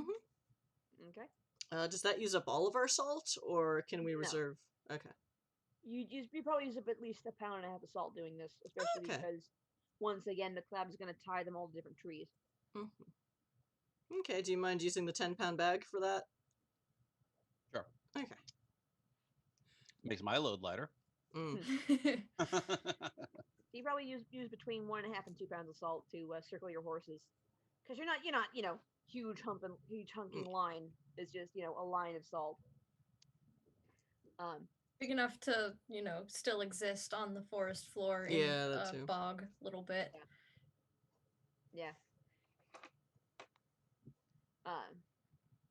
McLeod watches you do that, nods approvingly, and you all head off on foot deeper into the Horse Eater Woods. And once again, it continues to go on downslope. You're not moving quite as fast now because the horses took bigger steps than you did, even though they're still walking. But it doesn't take you long before you start hearing noises. Kind of Noises. Slurp noises of Slurp noises. Okay. bare feet in mud. Oh, okay. I'm carrying. So I put something into the bags on the horses before we came up, and I pulled it all. I pulled out whatever the bag was. I don't actually know what it is. I, the player, don't know what it is. And brought it with us. Okay. What's your character sheet? Is this bag of stuff? I'm setting up for a stunt. Okay. That's what's going Yep. on. All right. So, Got to justify it in the narrative somehow. sorry. Yes. Okay. I was Right. Yes. You take your stuff with you. Yeah. You all unload. Shay gets their sword. Kathy gets her card catalog. Well, I've got Grover. Yeah. You got Grover. And McLeod pulls And out a guitar. Huh? And probably a guitar. Right. You've got Grover and the guitar, and McLeod pulls out a shotgun and a couple he pulls out a shotgun, but then he also pulls out a bow and some arrows. And he one on the shotgun's got a strap on one shoulder, on the other, arrows at the waist, and he's ready to go. So, you all head deeper in the woods, and like I said, not too long after that, you start hearing the slurp slurp of bare feet in mud. Hmm. Mm. Okay, Grover, let's make a friend. Maybe. Okay. Keep my sword here. Yeah. And they move parallel to you, but you don't see them until you reach a larger, clearer area. It's covered in about 2 inches of water. This entire open space. Um, and as you step out into the water, whatever was paralleling you also steps out from the water about 10 feet further down. Merc, you get another demon dice. Huh? Merc, you get another demon dice. Ah. You are a smeghead. Lol. Taking those. And you see, let me pull these up.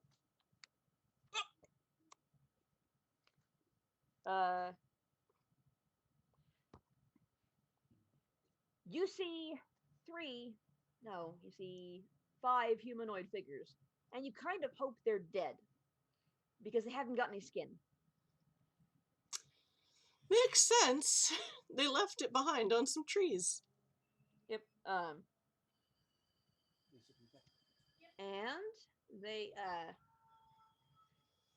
they make some really disgusting slurpy noises, and you can see their throats working.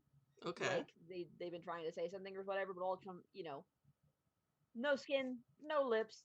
The tongue looks to be half eaten, which is so you don't actually say much. And combat starts. Oh, darn it. Damn it. Oh dear. We wanted to talk to them, but no Okay, skin, no lips. just before we start, these do not count as minions spawned of horrors from beyond, correct? Correct. Just checking. For reasons. Nope. Perfectly understandable, but no, they are not horrors from beyond. Also perfectly reasonable. There are so many horrors. So many. Yep, some of them are from beyond, but these particular ones are more homegrown. Mm-hmm. These are horrors from right here. So we have bloody skinless zombies with their organs all hanging out. McLeod, Shay, Kathy, and Archie, who would like to go first. Oh, we're getting to go first? Well, who wants to say, who wants to say they're going to go first? Otherwise, I will have the zombies go first. Sure. Yeah, I vote Artie, the one that's first. actually kind of got combat skills. Yeah, my combat and tactics is D4. I don't go first. Also, never hand Kathy a firearm. Just, it's not fun for anyone. Also not using a firearm, but hey. Ooh, we have salt. And they are walking open wounds. Okay, but I'm not going first still. So No, that's a good idea, and I have an open bag of salt. Sure do. So sure. I will pull this bag of salt off my shoulders, dropping the canvas bag that I was holding on the ground as I do, and swing it around in a circle, cleverly attacking them with combat and tactics, and also salt. All right, roll it. Yep. That is D10, and that is actually 2D10. Is the salt itself an aspect at this point that we created, that we're carrying around? We didn't roll to create it. We didn't. It's true. You just bought it. Yeah. So It definitely does not have free tags on it. The question is, Right. does it still count as an aspect? If it has no tags on it, I would be willing to say it is an aspect. You just can't use any free. There's no free dice on it. Mm-hmm. So, but we can use our own faith dice because we have currently a pool of 4 because I was using my own the last couple times. Yep. To or that's how we sometimes run it. I don't know if I don't remember if this is a house rule, but I know I sometimes allow people to use their own faith die to invoke aspects of the scene, but that is up to Merc today. That is how that works. You Oh, can okay. Yeah, always do that is the rules. Yeah. Awesome. Faith dice Yay! can invoke aspects that don't necessarily need to be yours. You can invoke an enemy's aspects as long as you can narrate how it's useful. Yep. And you know But it's there. sometimes enemy aspects or conditions at least have free dice on them. It's And true. we are not there yet until Artie assaults the dead. I will salt the dead. Assault and battery. Ooh, did we bring So that- batter? Ha. That is an 11. Okay. They will defend. I'll use a demon dice to invoke their undead aspect. Wow, they rolled like dog shit. That is a 7 on 3d6. So, chat, if you're following along at home, the demon master of the game uses all those wonderful demon dice in the same way that we get to use faith dice on our characters. But, you know, you still have to roll the dice, and some would consider that a weakness of any dice rolling system is, well, dice. Yeah. But, yeah, so, you... I'm going to say that you don't... So they take a mild condition, assaulted. You don't drop any of them, normally, but they do have one fewer mild conditions. Right. Oh, I didn't put the puns in... Okay. I meant to put a puns, Nightbot prompt. Do we have a Nightbot prompt for the Discord link? Because Yes, that we do now have. Okay, I wasn't sure, so I just like went and copied it. But It's just Discord. cool. That's what I would have guessed. Okay. Okay. And do the zombies count as one character, as it were? Basically a mob? Yeah.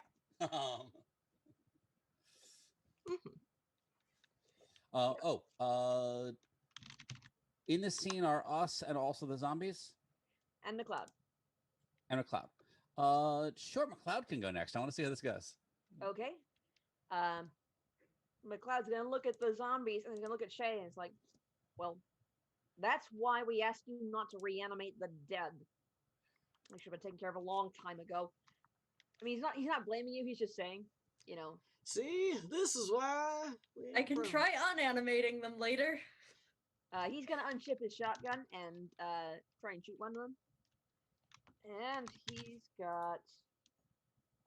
Let me find his stats.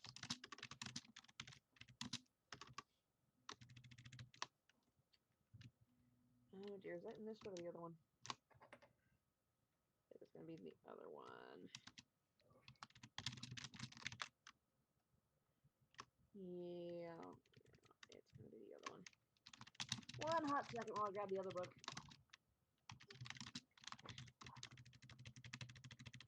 He does have a character sheet, but it's in this one.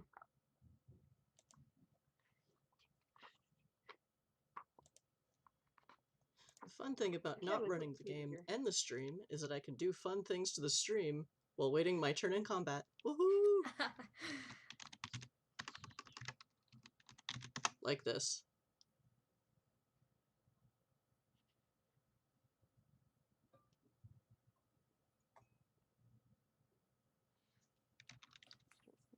Doesn't work.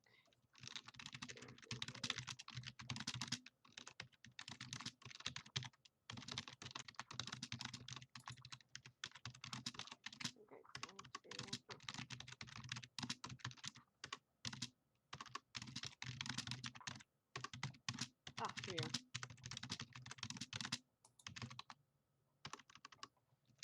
We'll go here. Is that one? Okay, Tuesday is a D6 and a D8.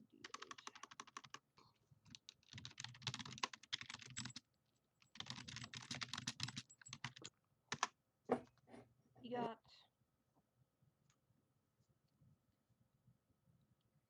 He didn't roll very well. He got a 5. And they will defend using. I'm gonna keep a finger on that page. Once again, that. Once again, using a demon dice to invoke their bloody ones. Oh, they rolled much better that time. They rolled 14. So, no damage from that attack. And McLeod's gonna pick Shay to go next. Okay. Necromancer, you're in! I mean, Necromance! yeah, that's the plan.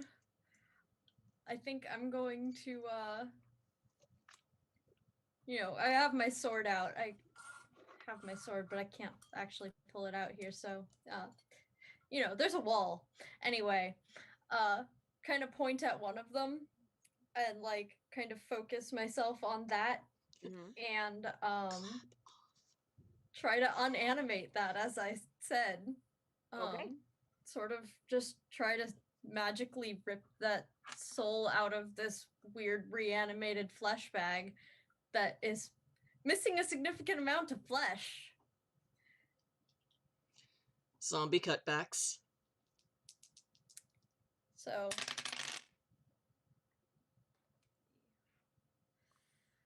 I can do math. 14. Okay, I will defend. I don't want to look at the other ones. I'm just going to defend with this again. Take one of these months. Okay, they got 8. Oof. So, what happens is, let me count down that, I did use a demon dice. Just one though. Alright, sorry. So, what happens is, so you reach out intending to rip the soul from this victim. What you find isn't a soul. It appears to be some kind of twisted spirit. It used to be a soul. It's not a soul anymore. It's been corrupted. Those are scary. And it has a pretty firm grip on this body, but you can also sense this body isn't its own. Like, this is just a construct that it's tied to. You said you got 14? Mm-hmm. Which would be 8 hits. Which would be moderate condition. Mild. Okay. So it's actually less attached to the body than you were expecting. So it actually comes out a little easier. But you also sense that it's not, like, while you're reaching out magically, you can also kind of feel the magics of this area. And, like, it's not from around here. But it was left here deliberately for what reason you can't tell, but you can also tell that it was hungry and that it had sustained its construct by eating constantly. What? People mostly. And horsies! Whatever had red blood that it could catch, it ate. Huh. And which is why it's only half rotted as opposed to fully, falling apart kind of stuff. But you managed to actually sever the connection between this corrupted spirit and the construct that was actually in this meat bag. And you actually overstep yourself because, like I said, it wasn't as firm a grip as you were expecting, and you actually managed to get 3 of them. And they collapsed soup and bones. And now there are 2 more bloody ones left. Okay. Right. So Pick them to go last, they go twice. yes. So if we want I can go last. I am fine with this. Yeah, I should probably let them go next. Okay, so they are going to attack. Excuse me. So they know a necromancer, and they know that when they feel it. So they are actually going to try and attack you, Shay. Of course. I think I'm going to try to get in the way and defend Shay. Can you do Is that? that a reasonable thing to do during the narrative? I mean, narratively, yeah, because you're technically between them and her, because you had to get in close to pour the salt on. But, pardon me, you had to get between them and them. once again we are hit with this. We've had this discussion. We had this I'm discussion. going We to didn't figure it out tag- then. We haven't figured it out now. But Pulling from Faith Core, I'm going to use a Faith. Oh wait, they have a condition. I'm going to tag the condition they've already got in order to allow me to do that. Does that sound like a reasonable? That's actually pulled straight out of discussion around Faith Core. About that you can that normally you can't defend against things, but if you have a condition, if you have a aspect that you can tag for effect, as it were, then you can use that to allow you to defend against something that would make sense you could defend against it.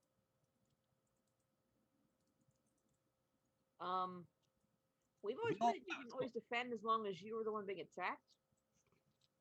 You can always defend Only- as long as you The want, but if only you're person not, I know at this place that has a specific stunt that lets them take hits for other people is Yeah. Kathy. Yeah. So I'm gonna roll attack, and then we'll see what after that who gets hit. Yeah. If anyone gets hit. Oh wow! Wow! Wow! I rolled 4d4 for that attack, and my total is 6. I've been Defend there. against that, if you will, please. Look at this bullshit. Just look at that. I've been there. Shameful, Dice. Shameful. But I'm thankful Dice for it jail nonetheless. Jail for dice! Jail for 1,000 years! Dice jail for So Mazel! yeah, Shay, defend against a 6. yeah. Okay. This will probably be a quick mistake. These are some bullshit backwater zombies. Like, what? We've got a sword between them and me. And I rolled really fucking well. More than a 6. So 14. I swear I can So do math. the two that are left stagger towards you, but they are staggering because they are kind of, crusted with salt now. And making gargling noises that would probably be screaming if their throats worked properly, which they don't.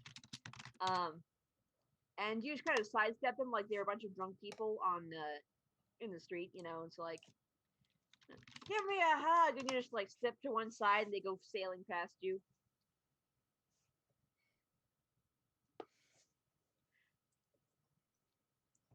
And they'll pick Kathy to go next. Okay. Because she's innocuous and a librarian and hasn't done anything violent. You're also the last one to go to the turn. Okay. I'm gonna do something that isn't exactly combat. Okay. So, Grover is a horror from beyond. Mm-hmm. So if I cleverly mystic arts to tell him to do a thing, I get a +2 because, what did I call my stunt? This is Tentacles Bind the Galaxy Together. Yes. So, what I want to do, Grover is going to go at one of the blood guys, Uh-huh. but instead of attacking it, he's going to, because Shoggoths are shapeshifters, he's going to morph into throat and vocal cords so that the monster can talk to us. Okay. That is my goal. I don't know if that counts as an attack. That is up to you. If it's a negative condition to be, communicable. Roll a create advantage. Oh, okay. Yes, I will do that as a create advantage. Okay. That is a thing that the system allows. Okay, and this is why we just discuss our weird shit to the GM, because the GM sometimes, like a good librarian, knows what we're trying to say, but don't quite know how. Alright, so that's Clever Mystic Arts. I will use a Faith die for Emotional Support Shoggoth, which is what Grover is. And so this roll plus a +2, so... Meh. 9... 13... Oh, 15! Okay. Success with style. Yes. 2 free invokes. 2 free invokes on,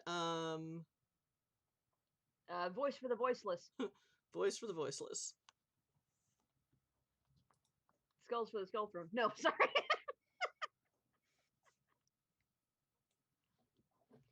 So it happens, like you said. Shoggoth interface. No. Your Shoggoth, your backpack, turns into a little thing on your shoulder that kind of hurts your eyes to look at, well, other people's eyes to look at, and then Yeah, I'm used to it. I'm sure it's fine. I'm used to it. I'm sure it's fine, and my mental health is just fine. yeah, totally. Blah. So it flings itself at one of the bloody ones and morphs and basically gets it by the throat and mouth, and just basically becomes this kind of inky black throat and mouth on this thing.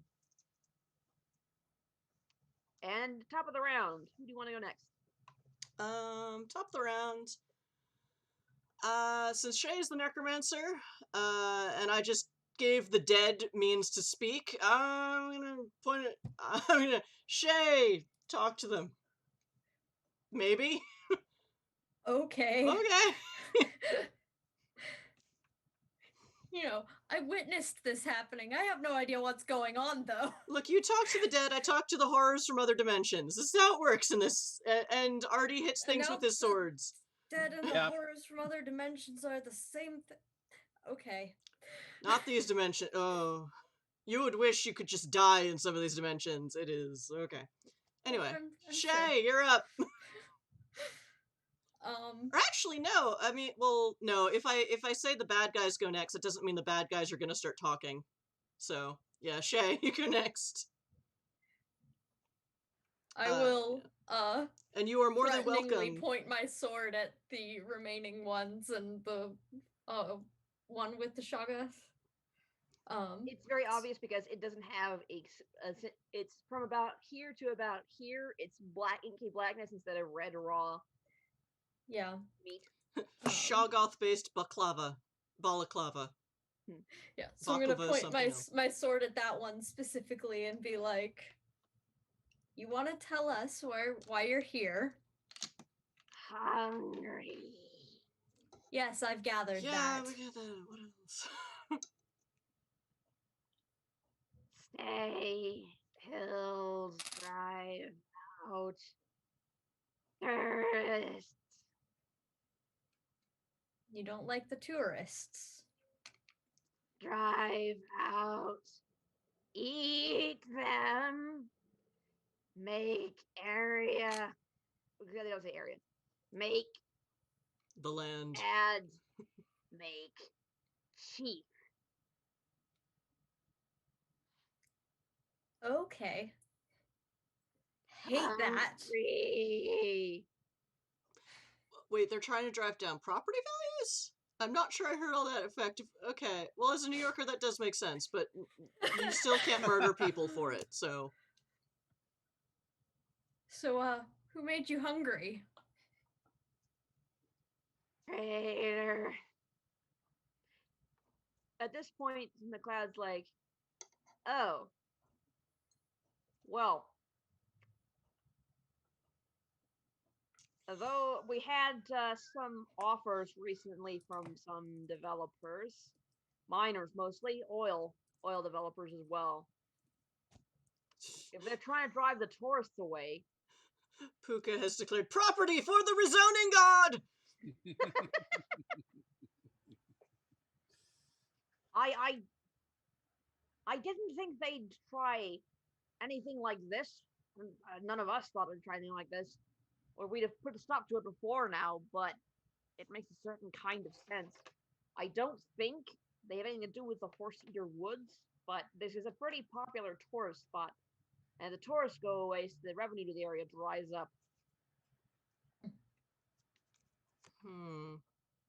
Which is ironic, because you'd think if tourists liked the area, they would, probably being more privileged, fight for the traditional land rights to keep it not being a oil field. Well, yeah, that's why. Yeah, that's but why then if people are getting eaten in the first place. Yeah. Oh wait, so is... I'm thinking that these were set here by the oil people. Oh shit. From those companies. I would kind of think that maybe they're using the Horse Eater Woods phenomenon to the kind of spirit of the place. seal the deal. Yeah. Right. As you say that, you hear that strange trill again. And this time you feel like it might be calling for you, but it's not like you want to go further in, but you're a bit busy at this point, so you have the option of saying not right now. Look, you want to Still talk kinda to wanna go, but us? you Call also off your hear minions. horses whinnying in the distance. Oh, babies.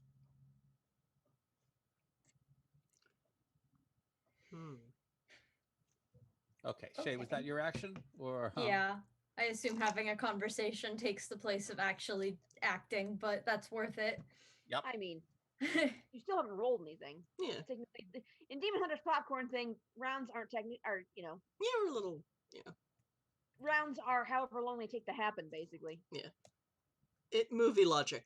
Yeah. I mean, I can look around to everybody and be like, should I try to destroy these ones too? I mean, remember, social combat's also an option, and Voice for the Voiceless has 2 free invokes on it, which I'm happy to share with my teammates.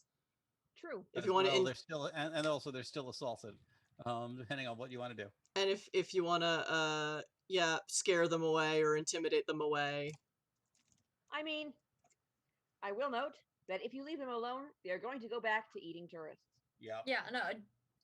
Which They're is, I mean, miserable, they're causing other people to be miserable, they need to go.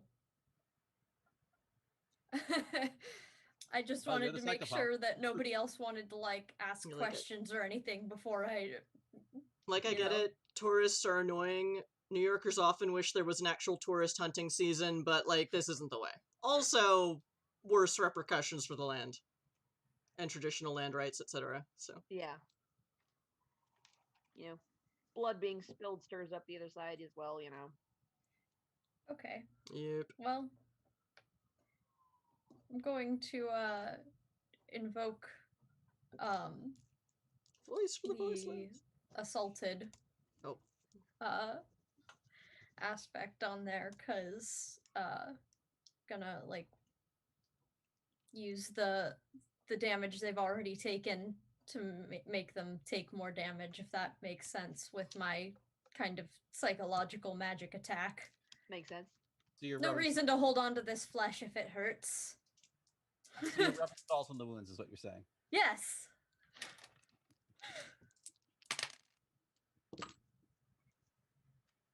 I rolled a 1 on the faith die.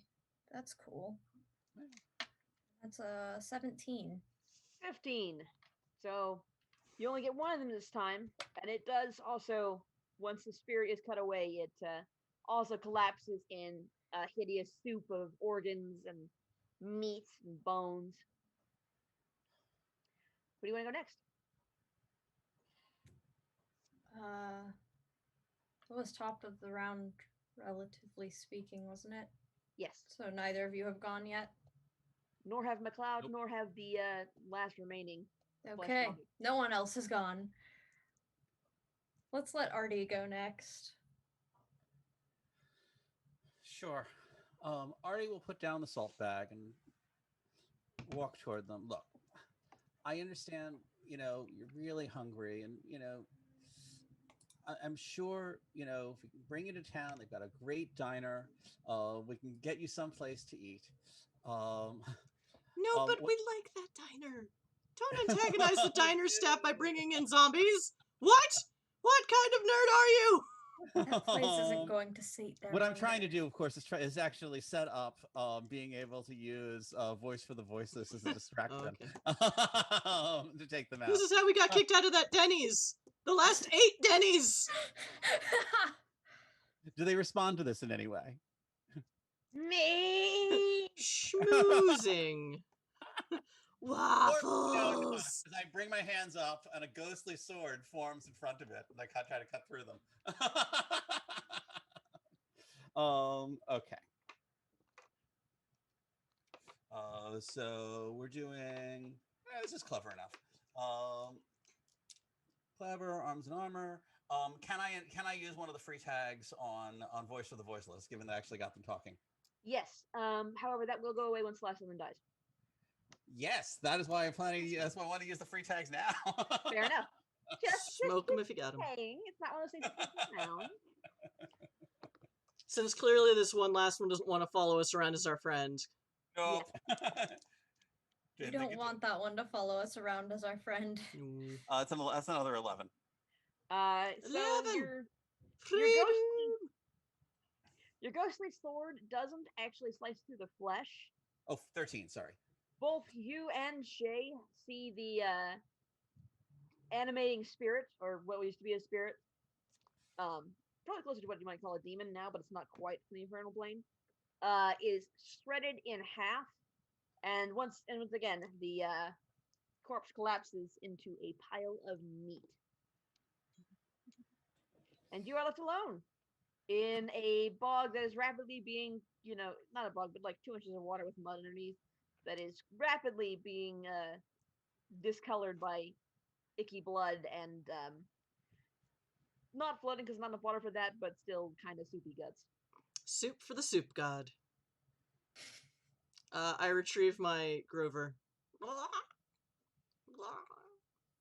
Grover is remarkably clean. Grover's what? Remarkably clean. Well, I mean, he has his own kind of mucous membrane, so the Yeah, blood's just I'm gonna saying- fall off. I'm sure he digests anything anyway. Yeah. That's what I was trying to imply, yes. So it's a mucous membrane, but it's also slightly acidic. Whatever's on it. You got good back boy. He's not leaving bloody tentacle prints all over the place. Oh, you good boy. Here you Artie, are. who also looks remarkably Mwah. clean, Mwah. says, so I think we're being called. Shall we answer the call then? I think it's going to be, we're going to have to. Yeah. What's it, Shay? I'm less good at Latin as you. Spiritus loci, or am I saying it? Am I butchering the Latin? Let's just go with genus loci. Genus loci. Oh, genus loci. You That's must what I meant. know. It makes a good us sound at the end and an e sound for the eyes at the end, but it doesn't really matter. So genus Loki. It does matter. Cringes It would and be linguists. genus. Genus. Loki. Loki. Genus But, Loki. Oh, I like that better.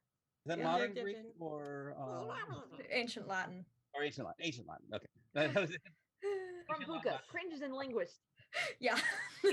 Puka has the same reaction to like 18 different languages at this point. Some of them dead, most of them not.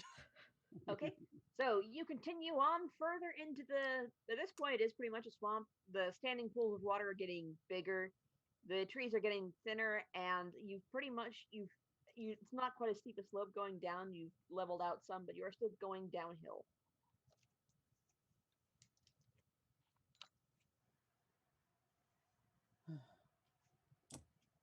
Okay. And eventually it does open out onto a pretty largest swampy area. There's a couple,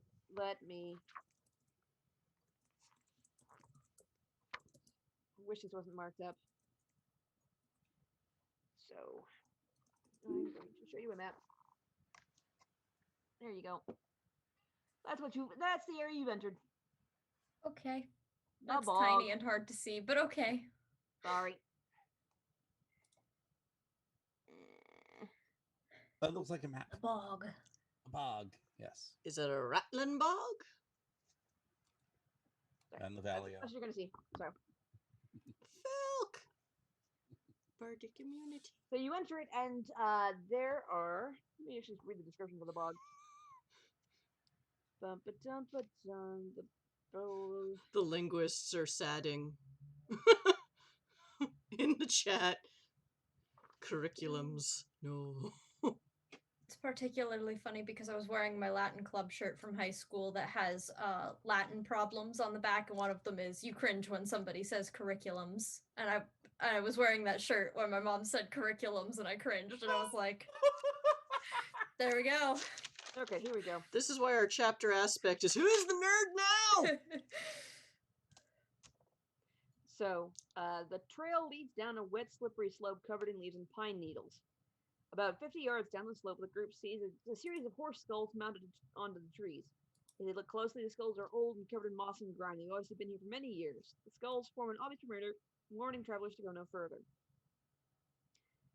50 yards beyond that, You come out into the bog, and you see the trail leads down to a bowl between the hills, a muddy path winding between large pools of brown stagnant water. Bones lie everywhere. Horses, deer, certainly some humans. Some are fresh, strewn about randomly or poking up out of the mud. Others are much older and covered with moss and mildew. Some lie singly, while others lie in thick, jagged piles, cracked open as if something sucked out the marrow after shredding the flesh that once covered them. Two gory horse carcasses lie near the head of the trail. Something has pulled apart the rib cages and devoured their innards. Much of the beast's head and flanks still remain. The trill, it's you can hear the trill almost continuously now, but you can't really hear the source. And what do you do?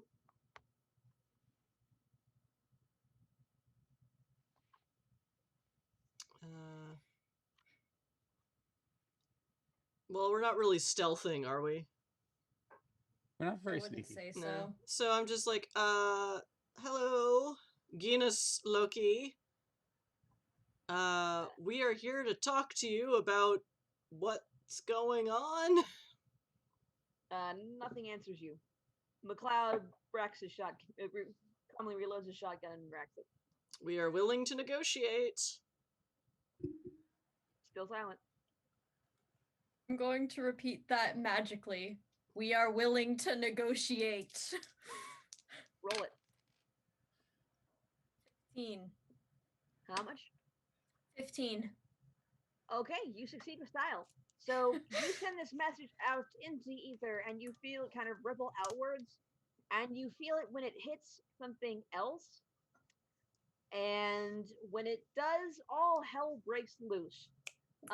As it typically does when we're around. Gray form surges up out of the water. Bogman! Mud monster! Monster! And Mud for the surges mud towards god. you. I'm just Because not you rolled gonna success with style, you didn't feel kind of like it didn't feel very intelligent. It was more, lots of hunger, very focused on horses, and not a lot of intelligent thought. Blurry again. Dangers of trying to show you shit on my camera. One sec. One of these days soon, I will go There we take a go. walk in the black swamp here, and I will. And for the record, we are Share filking the pictures. game as the game goes on in the chat. You're what? Filking? Is Yes, it filking? Puka and I have been filking the game in the chat. Oh man. I should really get a chat bar on this screen. So, Zombie was worse as the caller of horses, both down in the valley, oh. The eater of offal, the mongrel of waffles, too close in the valley, oh. I shouldn't sing along because I don't know if our voices will line up on the feed. Nope, they won't. They won't. so Guaranteed they won't. yeah, no, because we're not, It's Zoom. We Yeah. do our best. So, yeah, the thing pops out of the swamp, they'll hold breaks loose, and it attacks Shay. And it will attack Shay. Surely. Let me see. With a strength of D12. D12. And a D10. That's a D8. Give me a second.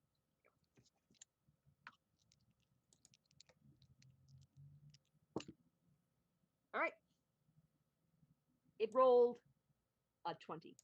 Ah, shit. on the attack. If I go down, I go down. If I go down, I end up with time as a ghost, I guess. I've also got my bardic immunity stunt, so Yeah.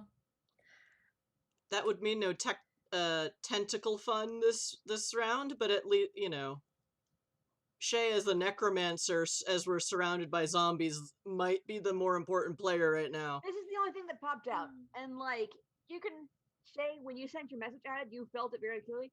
This is the only thing here, and it has been here for a very long time. Oh boy. How is it attacking me? It's trying to swing its huge clawed fingers at you. Okay. With the 9-inch claws, I think. Yikes. Well, I have my sword out still because I'm not putting it away. I mean, we're walking into danger. So, I suppose I will try to defend myself with that. This is not going to be a great roll. Now that it's up out of the water, you can definitely tell the trilling is coming from it. Like, it's a really weird, soft kind of trilling coming from its mouth. You would not expect something that looks like this to make that noise, but... Mud whistling. Trying to figure out if there's a... Is this? I can use my stunt of this is definitely not a real sword. Because I study fencing, I get a +2 when I use my totally fake sword on a roll. It's totally fake, guys. This is not the weapon you're looking for. Yeah. That's how I play it most of the time, so... That's why the sword is there. Because Yeah. Dracus is a fencer. Got it! Yeah! Because I I fence, find my that character fencer- fences. So I can at least get, What I wouldn't you know, give to have a a regular +2 demon on the hunter's... roll. I'm going to take some damage on this, because there is no way with, you know, quick you do combat have, and tactics roll. faith dice available to you. I do. And I you don't have... know what I would invoke, though. And you have a bard. Which we'll get to after the damage is tallied. Yeah. You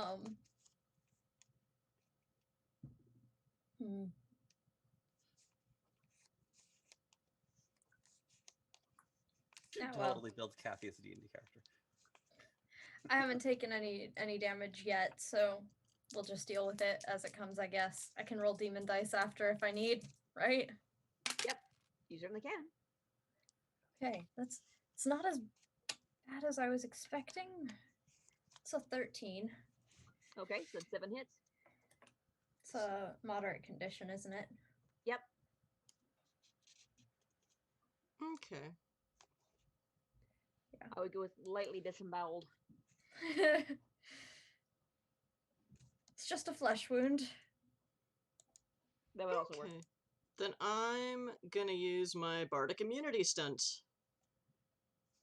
Because I have a ton to atone for, once per round I can take another character's condition for them if I hadn't had my action yet. This would count for my action that round.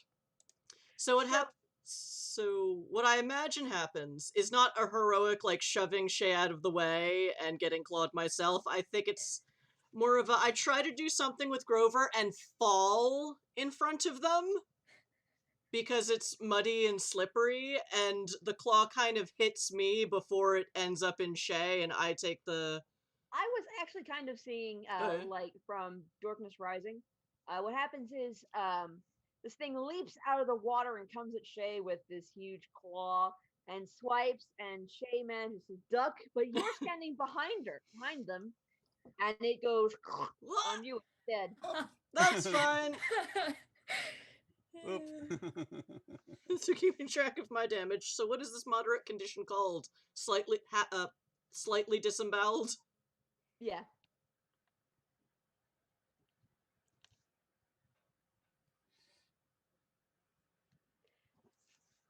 Since it tried to attack Shay, we'll choose Shay to go next. Okay. Well, now I imagine I'm standing kind of behind it, and it's possibly a little confused about how it hit Kathy and not me. Hello, I'm gonna- I'm a bard. This stunt is called Bardic Immunity! It's a double Zoe reference in one! I win at everything nerdy in life. Anyway. Yeah, I'm gonna stab this thing with some magic behind it, because that's the best way to stab a thing. Especially a slimy thing. Yeah. You've got a bag full of salt. Yeah. So I'm gonna, use the salt, use the sword as sort of a spell casting focus, because now I've, been turned onto this path of use a spell casting focus. Wild. The Bardic Librarian and her squamous little alien resisting in the valley. Oh. I need to make this chat last forever. um. It'll be preserved on the highlight. So yeah, gonna invoke my unsupervised occultist and use this salt, use my sword, do a clever mystic arts magic-y stab on this thing that I'm behind. Without my rogue dreams of backstabbing. Woohoo! Okay. And I can do math. It's a 20, because I get the +2 for my sword. Okay. And it's gonna try and roll to resist. And because you used salt, it will step down a couple of die sizes. Salt, salt, salt. That. Go for this. Go for easy. So it rolled a 7 to resist that. Oof. Oof. So what happens is that you have, your bag of salt and your sword, and your salt is your focus for your magic. So you chuck the salt at the creature. You imbue it with magic. You basically turn into a kind of water balloon, except it's in a sack. I mean, it's something that hits and bursts. Yeah, I don't know exactly what I'm talking about, but I know I get the image. Yeah, you get the image, and it bursts, and Sploosh. the trilling stops, and instead it makes a sound like nails on chalkboard. And wherever the salt touches, you can see like the slime evaporates and the skin underneath starts melting away. Like you've put some pretty big holes in this thing. It's got skin?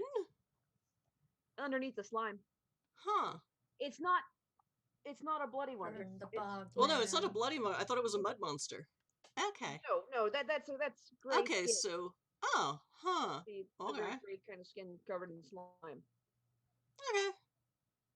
Now it's shredded, kind of burned gray skin covered in less slime. Skin like on a pudding? Maybe, Puka. Pudding skin. Sorry. It forces my camera to refocus. No problem. So, Shay, who do you want to go next? We'll let Kathy go next since she just got attacked. Well, I can't because that takes up my action. Oh. So it's basically my action for that round. If I haven't taken an action yet, I can take someone else's hit for them. Because I'm a bard. So your choices are RT or McLeod. We'll let Artie go next then. Or the mud monster, I assume. But the mud monster went already. Mud monster already. started Mud this round. monster is why I'm slightly disemboweled. The horse eater itself is it's not a mud monster. It's not made of mud. Oh, okay. It's more like a giant slug. Bogman is a little more accurate. The horse eater. Then it's not exactly accurate. That's not a slug man. with arms and legs. Bog beast. Right. The horse-eating entity. Yes, the horse-eating entity, but it's not made of mud. Sure. I will, I feel like being clever, but I'm not going to be that clever today. So I will pull what's out of the bag, which in this case turns out to be that I've actually blacksmithed a sword. Because I thought we might have to fight something. Which now you have a sword. I run through the bag of salt. He's got a sword. You idiot! We've all got swords. Yep. And people who can see spiritual things may see another sword going on top of the original of the physical sword. You like swords? I'm gonna put a sword on your sword. Because I heard you like swords, so I put some sword in your sword.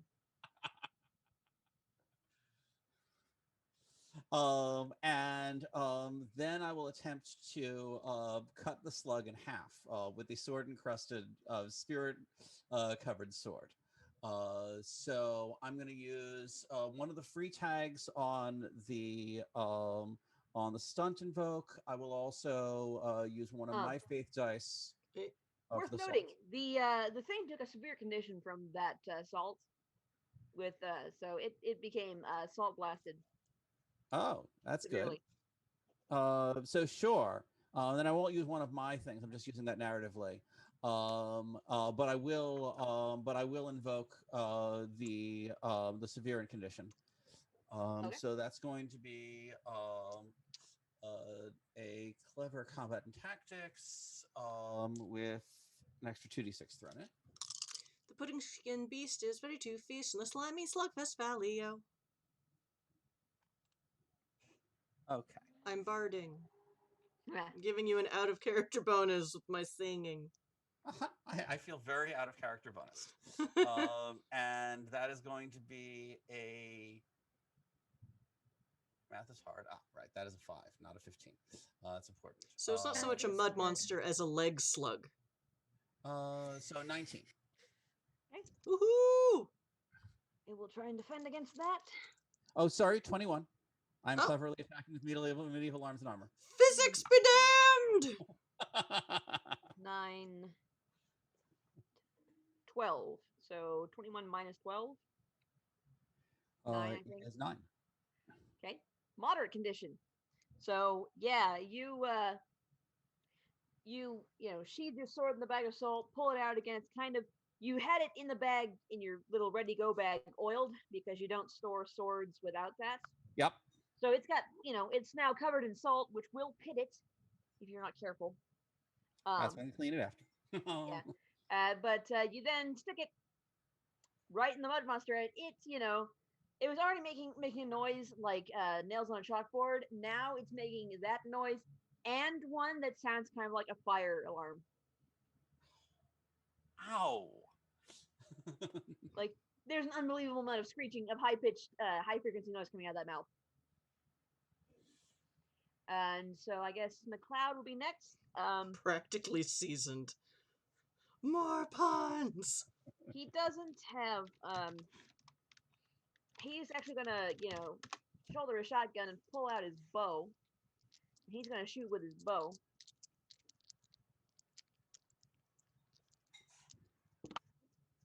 And he's gonna do it poorly. 11, okay. And it will try and defend. It'll also do that poorly. So, McLeod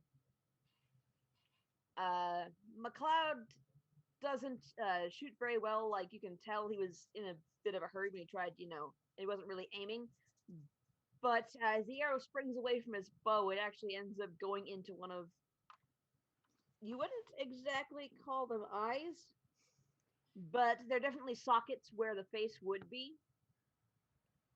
And it staggers backward. And at the top of the round, McLeod will pick Shay to go next because they did the most damage to it. Okay. So I'm the scary necromancer, I guess. Yay! No, because you sprinkled it with salt and now it appears to be melting. Yeah. Okay. Like witches. And not that there's anything wrong with witches, and also they don't melt.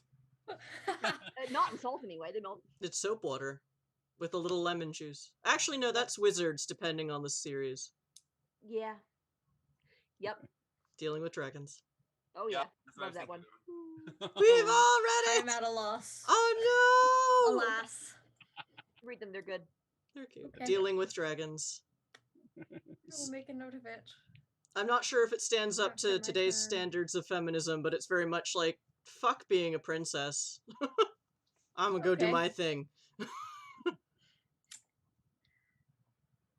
Okay, well, I'm gonna, throw more magic salt at this thing because that worked well.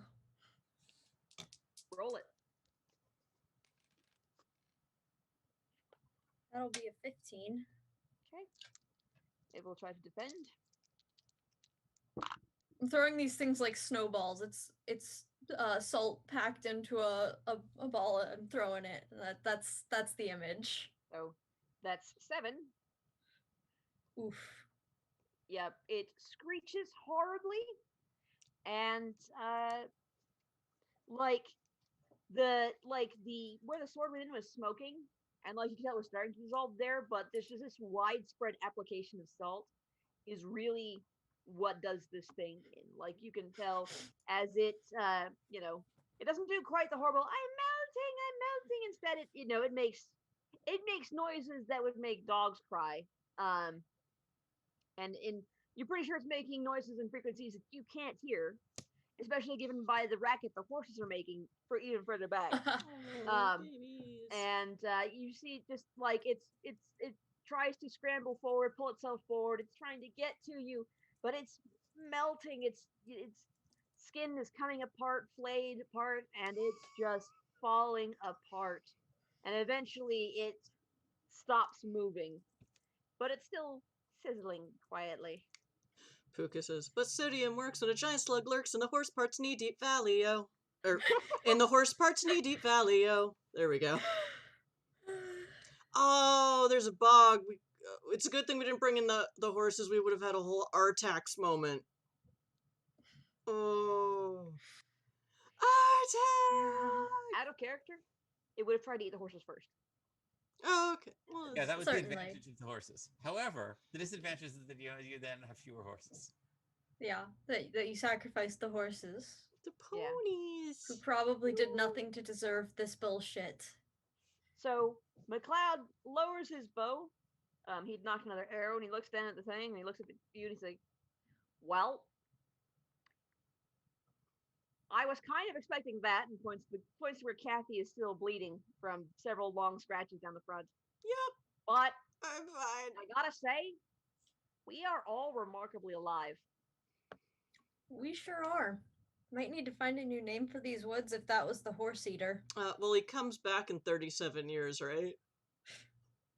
We'll see. We'll see about that. So we'll just I'll have to talk make a. my people and see if we can do something about that. I mean, if you can But- come in with a helicopter and, bulk bags of road salt. I mean, we could dump the rest of the salt we have here on it. Yeah. Might as well. I'm not planning on carrying it back. Well, that's the thing. So this guy didn't spawn the blood zombies or the. Oh, No. that was the mining. That was the mining company, I think. On the blood Or zombies to drilling sacrifice company, yeah. tourists to this thing. Okay. Or zombies might have lost the tourists to this thing. Yeah, Okay. well, So the mining company sent sorcery not thinking that the sorcery already here was real. Okay. That sounds Well, very to be corporate fair- to me.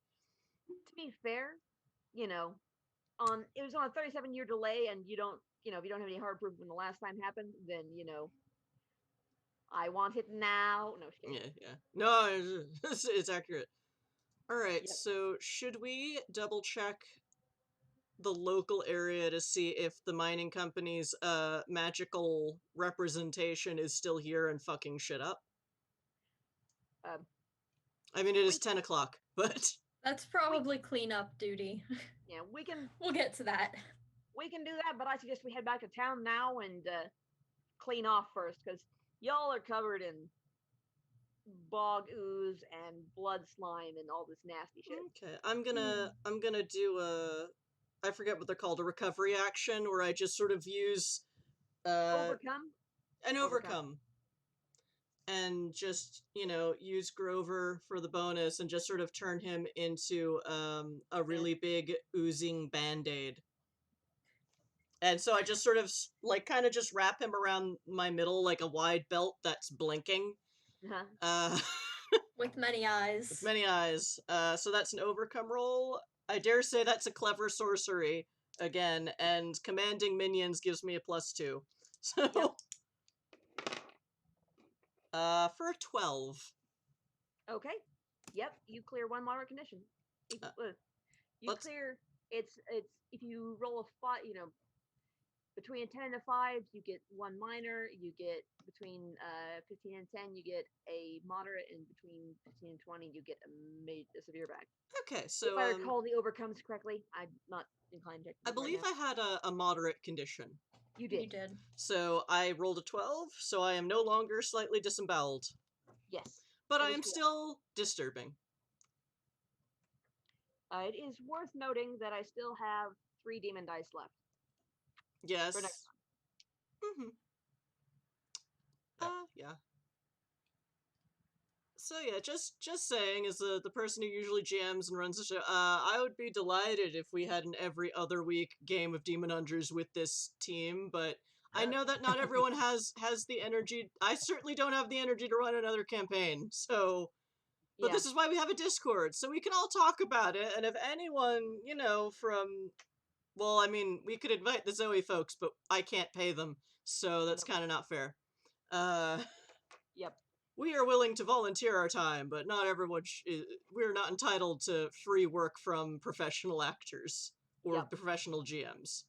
But if y'all want to do this, or sometimes we run Demon Hunters when we've run out of players suddenly, and now that we have an open Discord, when we need more players for Demon Hunters, I can just go to the Discord. So if you want to play this with us at some point, we can't pay you, but next time there's an all call in the Discord, let us know if you're interested. Yep.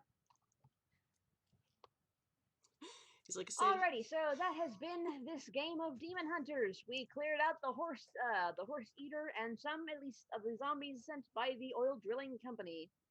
Whether or not they were in cahoots with the uranium people, we don't know. But let me say it again: the uranium people, not the Iranian people. Sorry. Thank you. That was a nice thing to clear. Wanted to be clear there.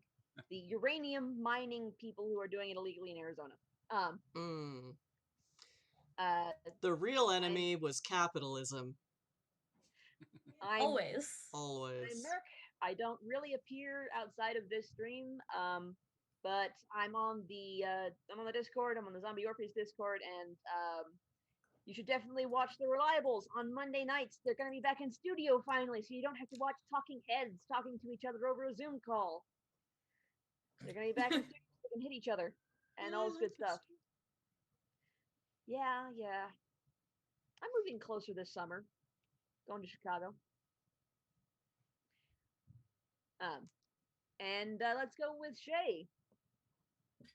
Hi, I'm Dracus. I've been playing Shay. I also don't really appear anywhere outside of this stream, but I'm always on Discord and can find me on a couple other social media sites as actual Dracus, like I am in chat here. That's about that. Sorry. Artie. Sure. So I was Artie. I am Josh. I don't usually Talk to appear. the side of your mic.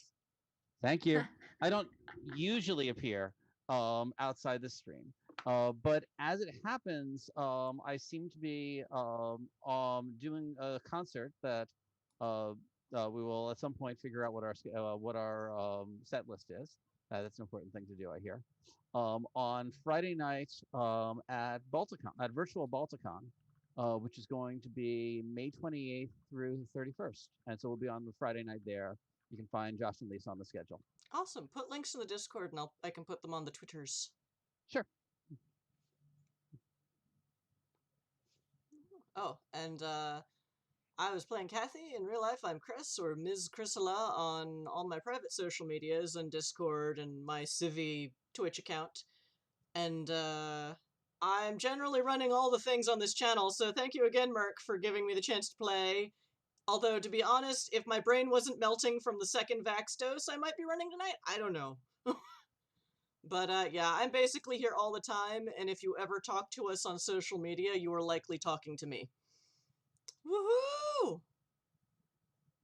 But yeah, that's all I got to promote, is just keep coming back here on Saturday nights. Oh, and next week we're doing a ridiculous Dark Crystal one-shot game using the same Faith Core system with maybe slightly less comedy and maybe slightly more explosions because it's a Jim Henson IP. Yeah. So I'm very excited. I will be running, I hope, the Dark Crystal game, unless something really weird happens, but I'm not off. I'm open to the weird. But yes, I believe Josh and Merc will be with us. Also, Lisa, who you can sort of see behind Josh. Hi, yep. Lisa. And a new friend of ours who will be debuting on our channel, And yeah, Gelfling and Podlings and Grunak. Oh my. And if you like pets, like we had here, there will be many pets, apparently. There will be pets. We have a Podling and a Snow White Gelfling. Although Snow Green Gelfling, because you are a caveling, because Grotten's... Think of it as it's about 2,000 years before the events of the movie. So all that pesky Thra imperialism by aliens hasn't happened yet. Mild Yay. spoilers. We've had a lot more conversations about imperialism than I was expecting, but maybe I should have. Our usual game is Exit to Eden, which is NWAD in space, and clearly written by an SJW, which is me. I also made Grover. Grover's very good. He's very Grover's squishy. very good. Densely squishy, because he's stuffed with fabric. Anyway, so yeah, my birthday is Wednesday, so this will be I consider this my birthday game, and it will consider it a personal insult if you do not watch the Dark Crystal game. I'm just gonna go right out there. Everyone else does the emotional manipulation. Fuck it. I'm gonna do it. Thank you. Yes, it will be my birthday this week, and this is why we were testing out the charity donations this week, was so it was less confusing next week. But yeah, so that is us. Yes, thank you. It will be my birthday. Woohoo! In total isolation, because I'm still in quarantine. Oh, spoony life. But yeah, thank you again, Merc, for running, because this is always fun. And if anyone suddenly has the energy to run a Demon Hunters game on every other weekend, I would not say no. Especially with this chapter of original characters that we have started building. Because, yes. Yes, please. So, yeah. Join the Discord. Come to our Dark Crystal game next week, and the week after, hopefully we'll be back to Exit to Eden. And What in Space. And I'm just blabbering at this point, so any other announcements, friends? Nope. Alright, oh, raiding. Find someone to raid. That would be good. I am on the wrong account. As a mod, I think I can use the raid commands. Just tell me who. Okay. Well, no, I mean I'm on the wrong Twitch account, so I don't see all of the people I have linked on Twitch. On my Civi account. Pixel Circus is streaming. Oh yeah, let's go raid Pixel Circus.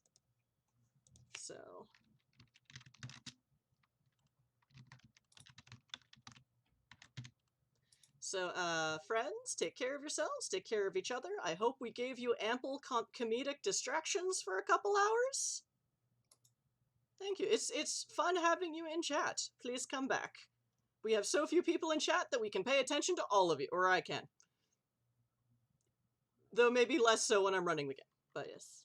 So, get ready to raid Pixel Circus, and we had better see you next week, or I will guilt trip the F out of you.